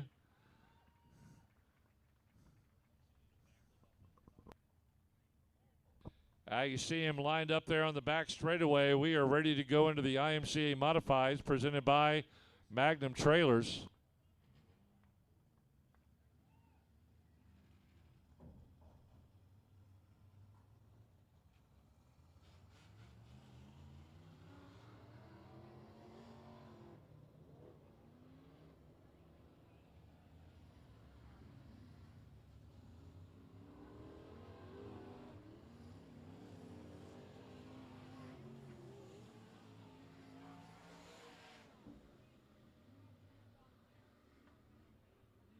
All right, modifieds on deck. The sport modifieds should have the 10 of Robert Walton, the 12 of Matt DeWitt, the 73D of Jacob Horch, 48R Raymond McSpadden, and the 94 Chris Morris. Looks like the 082 of Earl Sinibaldi not able to make the main event.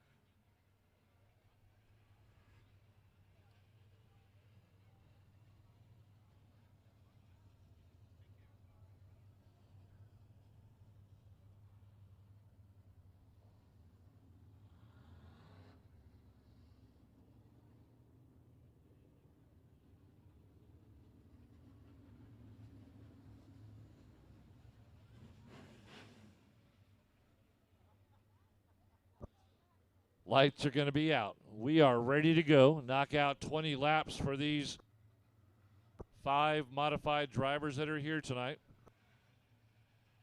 Sport mods are on deck to wrap up championship night here at Cotton Bowl Speedway. Lights are out. Coming around to the pink tire up there in turn 4. The 12 of Matt DeWitt brings them over. Here we go. Green flag, green light.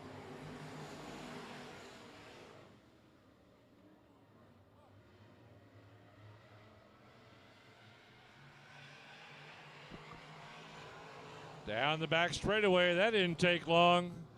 Already waving bye-bye. Chris Morris jumps out front.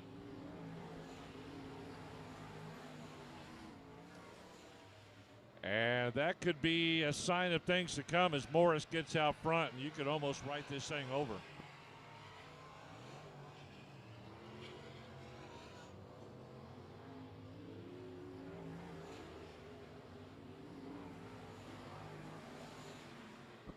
Morris kind of mid-packed earlier tonight, but he is just blowing away the remaining 4 drivers behind him as Jacob Horch got nothing for him in the 73D.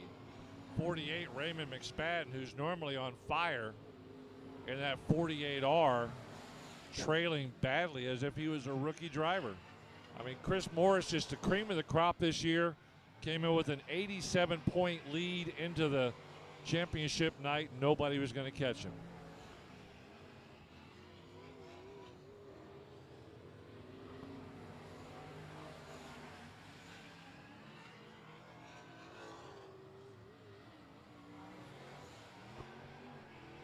Walton making laps out there in the modified number 10 as Morris leads him around. He's about to catch Walton. Walton was supposed to start on the second row. Probably should have moved up to the pole in place of Sinibaldi, but he chose to go to the back of this 5-car shootout. And it just doesn't look like that car is really up to speed in this main event as Chris Morris starting to reel him in a little bit closer each time around.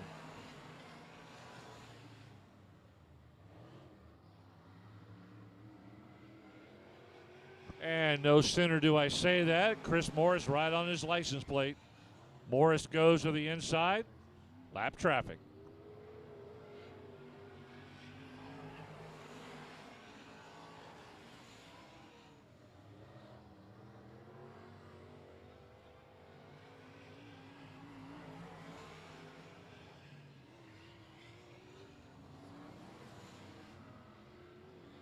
Like a pretty good shootout there between McSpadden and Horch. Horch goes past him along the outside wall.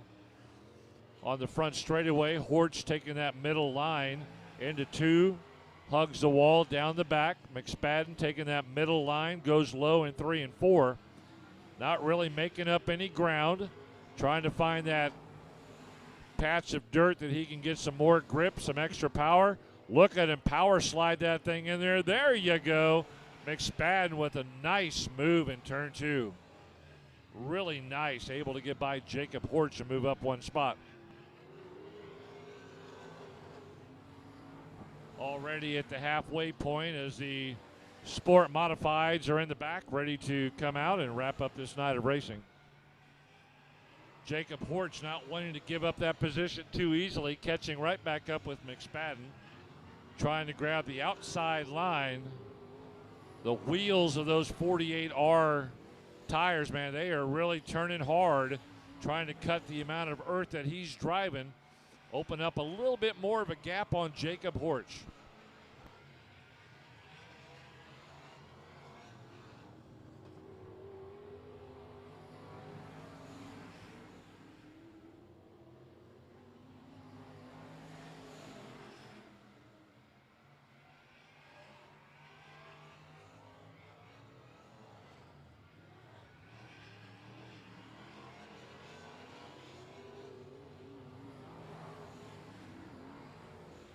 Matt DeWitt coming into tonight's second place in points.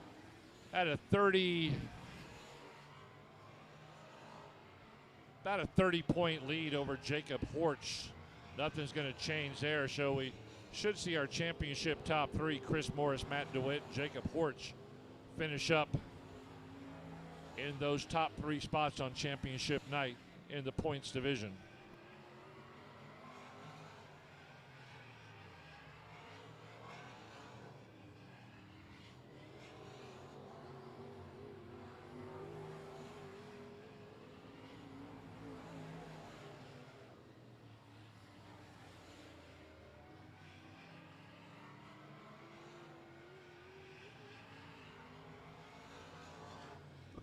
Man, that Chris Morris, there's not enough words to describe the type of driver and the type of race team he's got, as he really does a fantastic job at all the tracks, whether it's here or at I-37, South Texas Race Ranch down in Corpus, Texana Raceway Park over in Edna. He's the cream of the crop in that 94. Really shows well the way he handles that car. 2 laps to go this time by.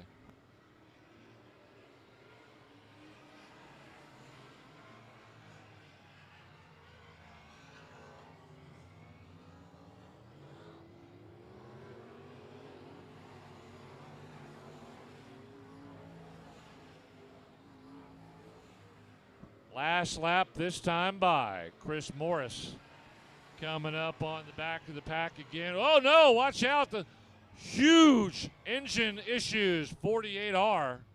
Oh no, that's the second one we've seen tonight.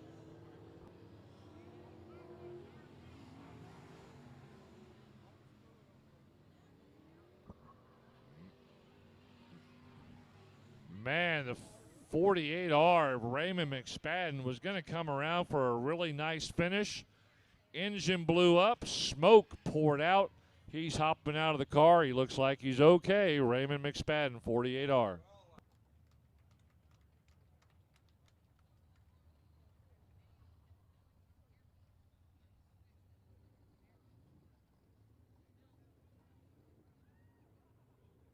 We're going to throw the checkered flag under yellow. Chris Morris with the win.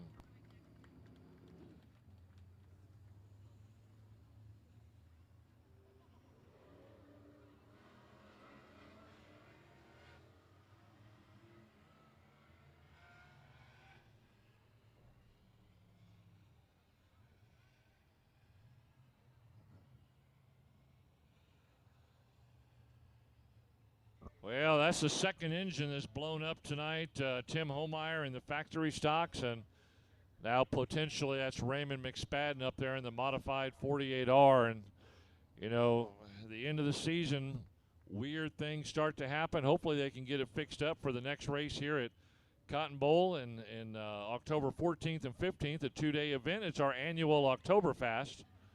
In between there, on Friday and Saturday, we got the Dwarf Car Series. Sport compacts and go-karts will be here.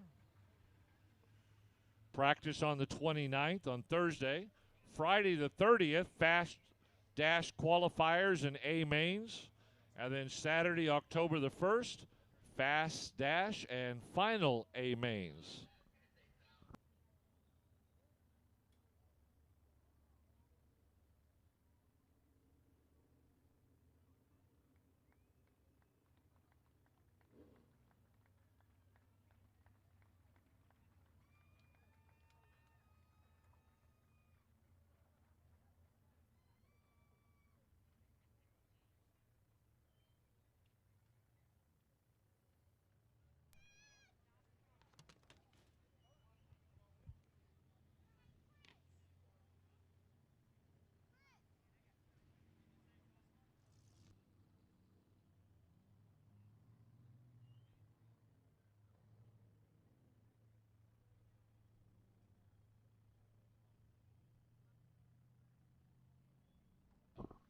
Well, as they take care of Raymond McSpadden, hook him up, Cody's down there with a very familiar face in the winner's circle, Chris Morris.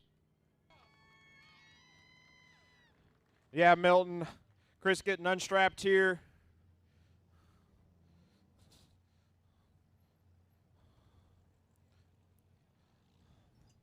All the layers of safety gear that these drivers wear just to ensure they're locked in, ready for the ride, but he's free now and he's about to come out, so come on, race fans, let's give it up one more time for the 94 of Chris Morris.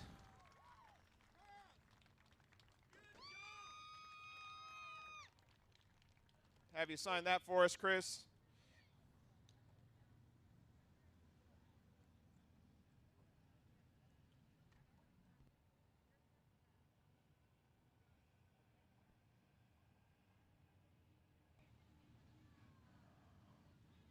All right, well, there you go. So a familiar face for us here in the Craig's Victory Lane, so make it short and sweet and to the point. I do believe you got some points from tonight that helped you secure your series win, but we'll know once you pass tech and everything. But just tell us who you want to thank tonight and how the car handled.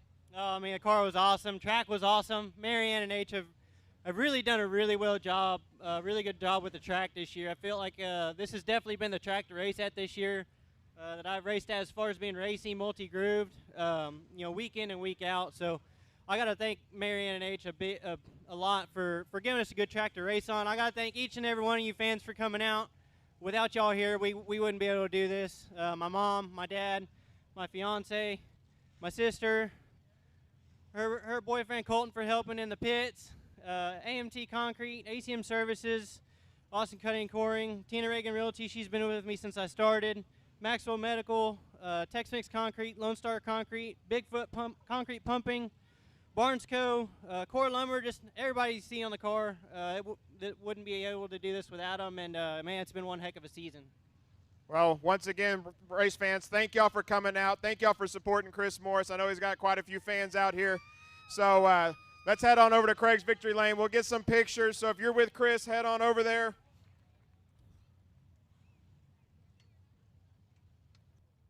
All right, championship night at the races here at Cotton Bowl Speedway about to come to an end. Our final class of cars. Thank you, everybody, for coming out tonight, man. It's been a great night. IMCA Southern Sport Mods presented by USA Wrecker are out there on the track right now, scheduled to race. 8, Doug Ripple on the pole, David Meredith next to him. 21S, Rookie Smith on the inside of row 2 with Earl Ingram next to him in the fast-moving 51. 21T, Taylor Florio inside row 3 with James Honish in the 777 outside row 3.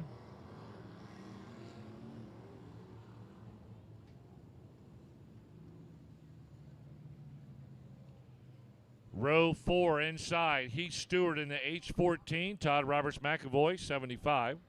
Row 5 inside, Robert Stewart, 32.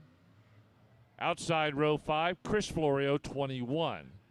Row 6 inside, the high 5, Joseph Ponton Jr. Outside row 6, the 115 of Andrew Supak.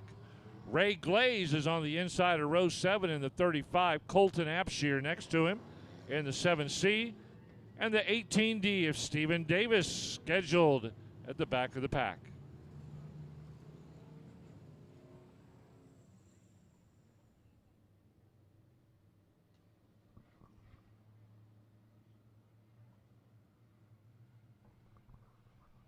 All 15 cars are out on the track, ready to knock out 20 laps on championship night. Doug Ripple starting on the pole. They're heading to the pink tire in turn 4. One last time. Here we go. Green flag, green light, off and running. Sport Mods by USA Wrecker Service. And already 3 wide up in turn 2. Back off just a little bit, see if we can get 3 wide in turn 3. Oh, nearly. Oh, watch out. Doug Ripple gets loose. Ripple into the 21, takes out Ingram in the 51. Holy cow. Ripple gets loose and causes a ripple of cars, a wave of cars to come into contact right behind him. Ugh, right there, turn 4 again. Doug Ripple leading them on the pole into the turn, absolutely lost it, and next thing you know, it's a calamity of cars.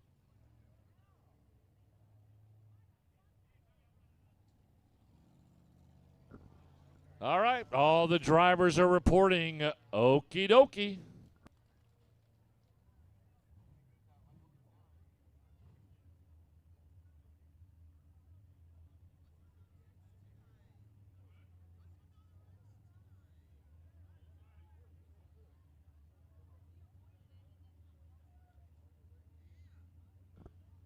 Oh, I missed an email earlier. Hello, Heidi Bollinger. Pretty much all of Section D supporting CAS Racing. Cody Crabb, Bo Bollinger, and Julie Crabb. Sport Compacts rule. Thank you, Heidi, for the email. Sorry I missed it.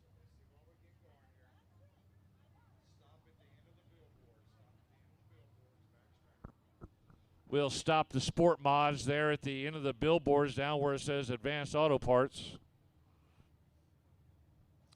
Got a big show coming up this weekend again, next Friday and Saturday.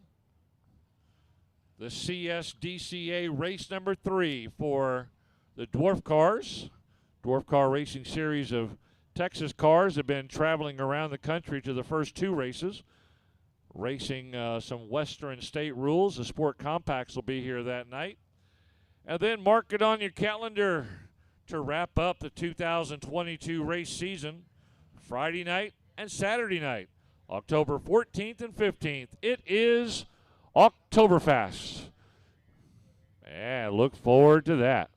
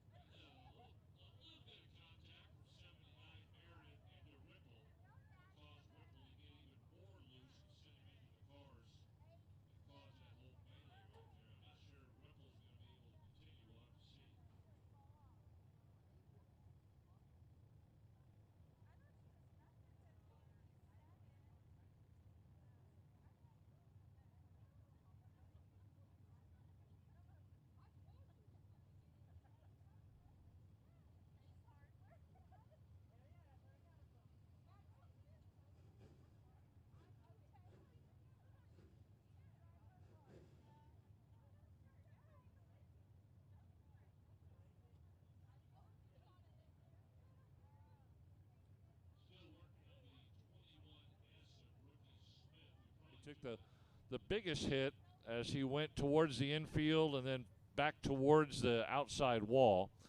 Looks like Doug Ripple is up there where he thinks he's going to start, but we'll send an official up there or talk to him in his helmet and let him know that he's going to have to go to the back of the pack along with the 79 of Meredith.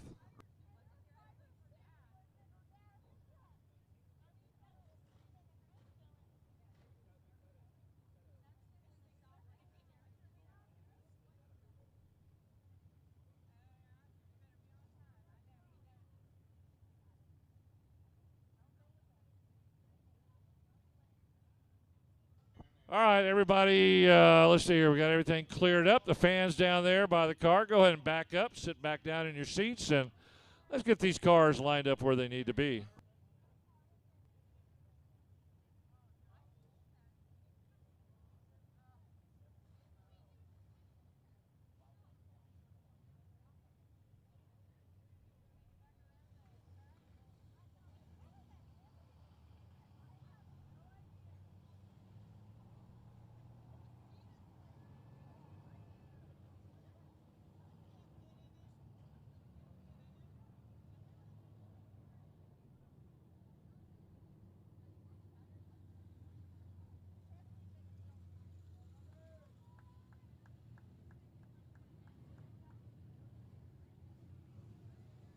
All right, Doug Ripple got the message that he needs to go to the back.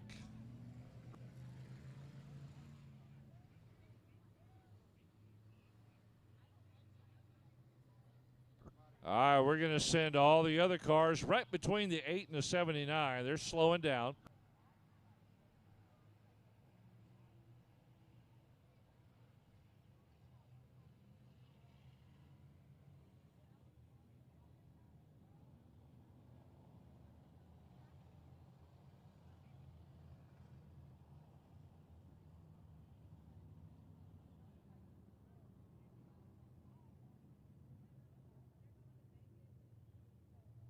David Meredith up there, maybe talking to one of our officials, questioning the call there, but we watched the review several times. Just enough contact by the Meredith car to knock Ripple loose and start that whole issue.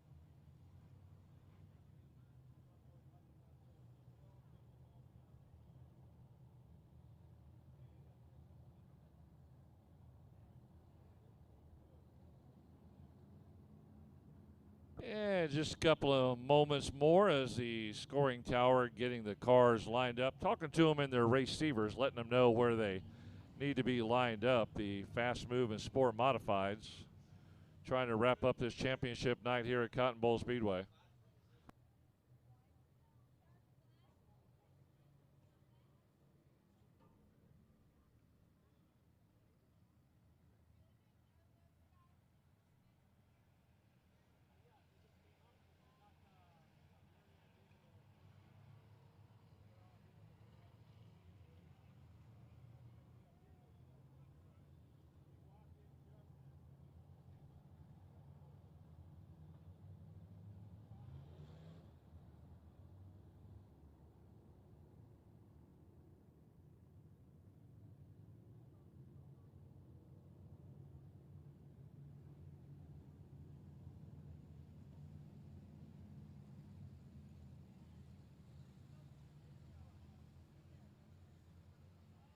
Yeah, it looks like the 777 of James Honish is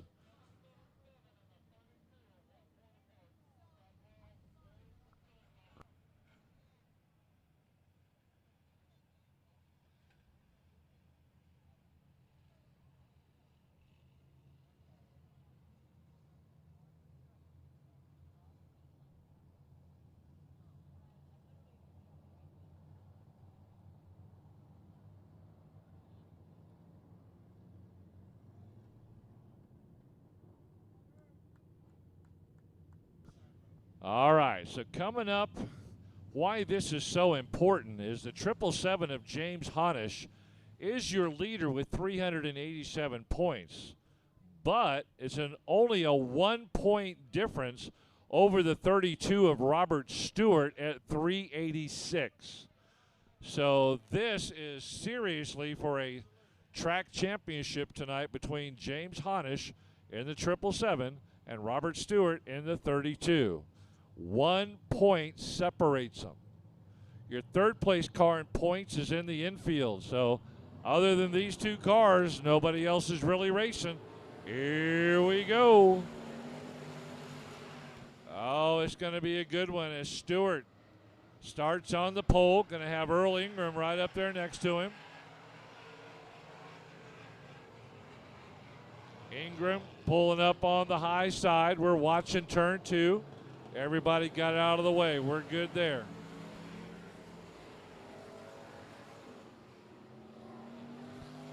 Earl Ingram jumps out to the lead. He had a fast car in the heat race. He's got a fast one here in the main event. Robert Stewart settles into second. Points leader James Honish shuffles up into third. Pulls up on the low side of Stewart, looking to get a pass and secure that championship. He wins the main event. He wins the track championship.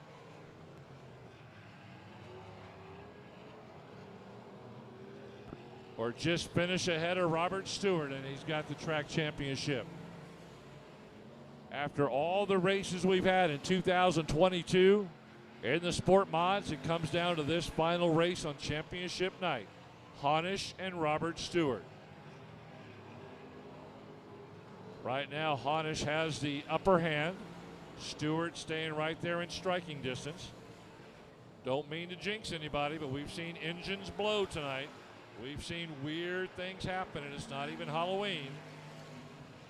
But Honish is running pretty good right now in front of Robert Stewart.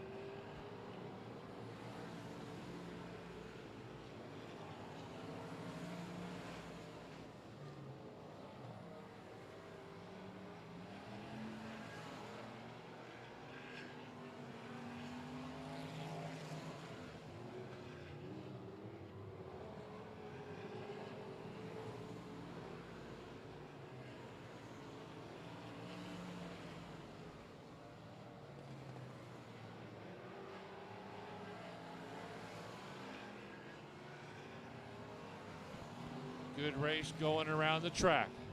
Nothing really changing out there. The 51 of Earl Ingram really looking strong out there.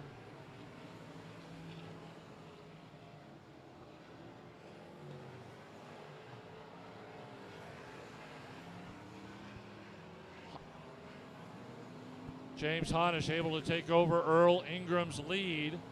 Honish now leading. Here comes the high five of Joseph Ponton Jr.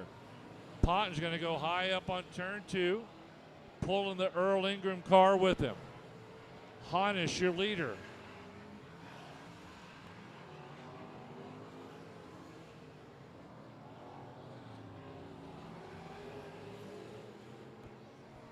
That was so close. As the car spins in turn 4 with your points leader and race leader, James Honish, and he probably used both his feet to slam on the brakes and pull that steering wheel to avoid any collision. Great job by Honish.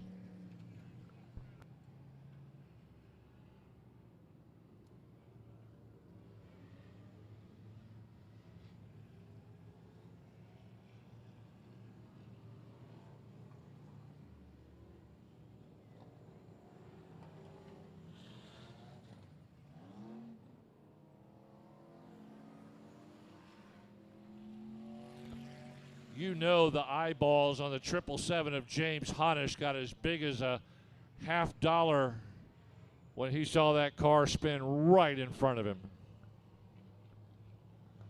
The other car to watch out for now is the high five of Joseph Ponton Jr. Really done a great job working his way up.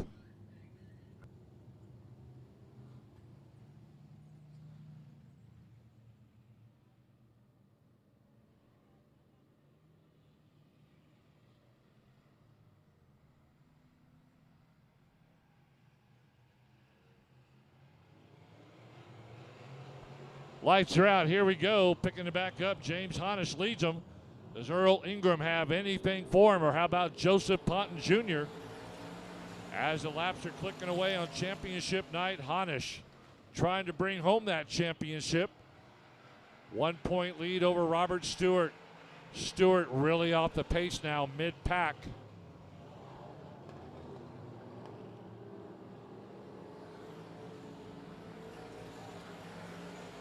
Ponton moving up in the high five, takes that high line. Earl Ingram keeps the low line and holds third.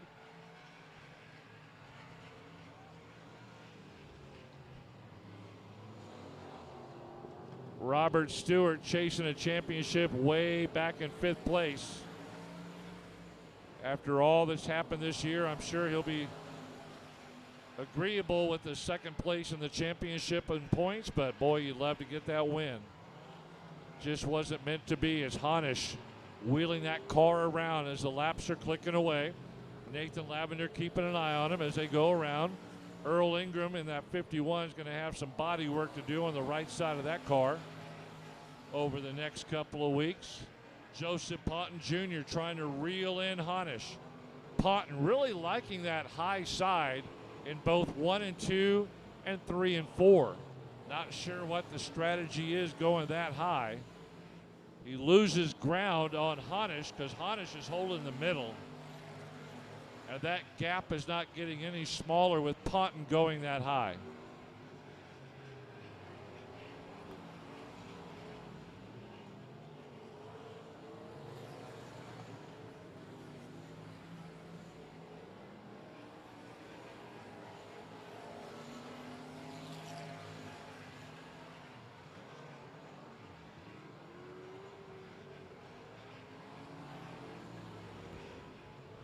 Ponton still riding that high line, hoping that he can reel in James Honish and get the main event win. Honish is still going to get the track championship. There goes Ponton high up in 3, closing that gap a little bit on each lap, running out of time.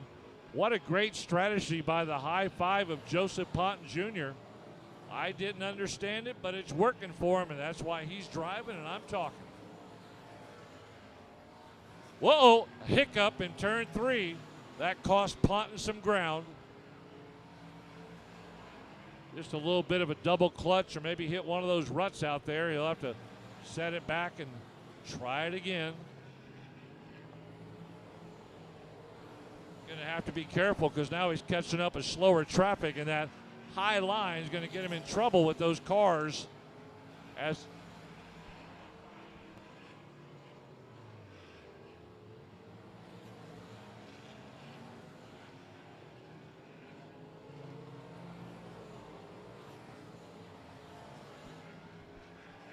Those back two cars, the 115 and the 7C, being told to get out of the way because here comes your leaders. Ponton going to go high even though he's got cars in front of him. Trying to use that same strategy to reel in Honish. Honish gets caught behind the Abshire car.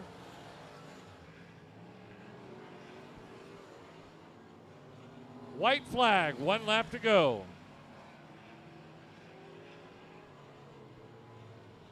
Ponton had to come down off that high line, but he's getting stuck behind the cars down the back straightaway. One more mad dash out of 3 and 4. I don't think he's going to do it. Got loose up there. Here's your race winner and track champion, James Honish, 777.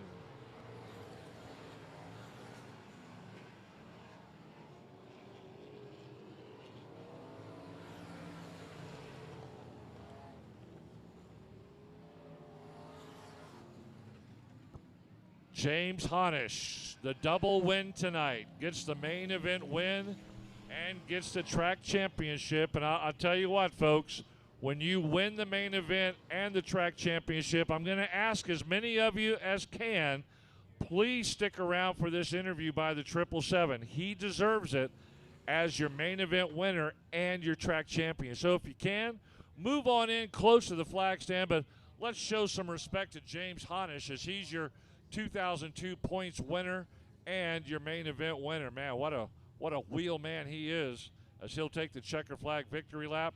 Again, stick around for the winner's interview and love to hear what your track champion has to say. As he takes that final lap around the track, again, we'll see you back here Friday and or Saturday. And then we'll see you back here Friday and Saturday, the 14th and 15th for Oktoberfest.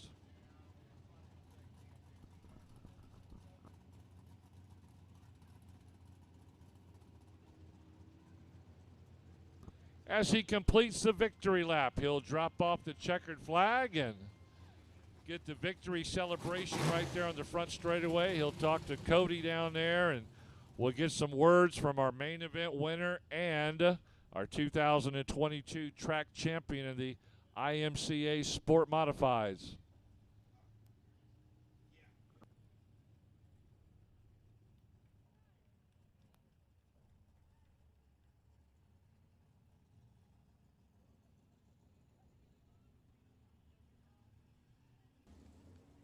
Gets unbuckled, the helmet comes off, and give him a round of applause when that head pops out of there. Track champion. All right, yeah, once again, let's give it up for our feature winner tonight.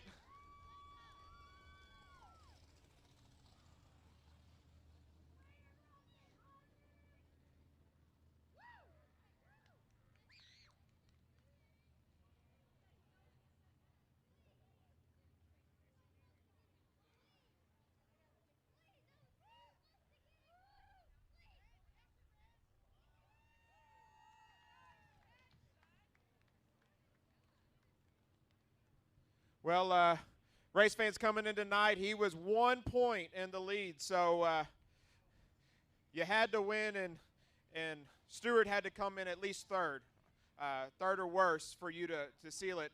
So, of course, all this is pending text. So what were your thoughts just coming into tonight? I mean, same as every year. I mean, this is my third straight track championship here, and every year it's been a different circumstance. This year was really tight with Robert being only 1 point behind me, and we've been talking on and off for the last couple weeks about, you know, it was just going to come down to however it's supposed to end up, and, you know, just things happen. So it feels amazing. I've been racing at this track for a long time, like 6-7 years, and y'all wouldn't believe me, but this is only my second feature win at this track. And I've got 3 track championships. So go figure that. I mean, just consistency, you know. But I couldn't do it without my dad and my uncle. They work on this car for me while I'm at work. They're retired. They ain't got nothing to do, so they work on this. And so I couldn't do it without them. And Larry Underwood and Brian Walker, Nightmare Graphics, Keith White with Champ Race Fuels. My girlfriend Tiffany, she supports me every time I want to go race. She's, kicking me out the door. Good luck.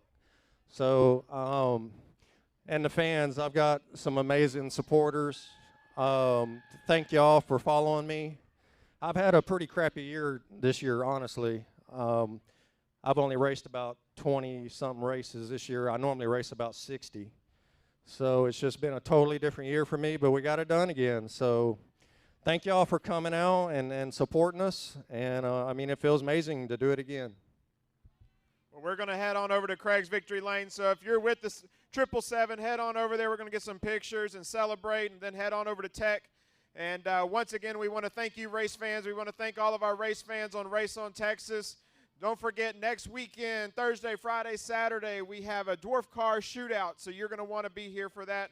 And then October 14th and 15th for our Oktoberfest series.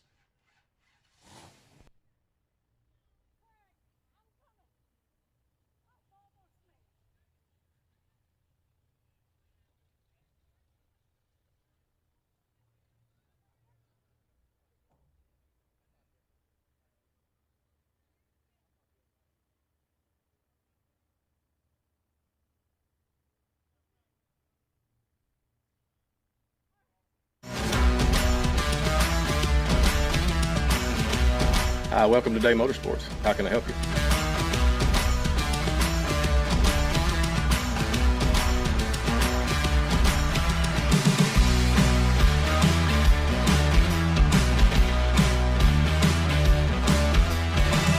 Thank you for keeping Day Motorsports in business for over 50 years.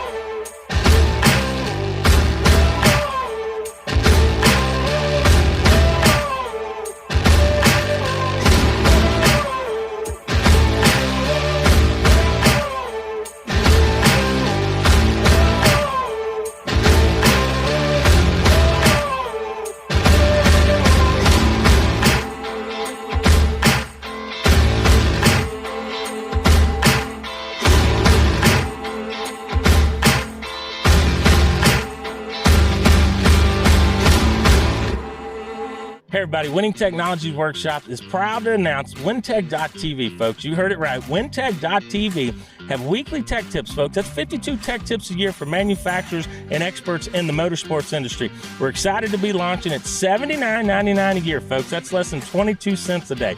Can't get much cheaper than that. Right to your phone, all the tech information you need. Get it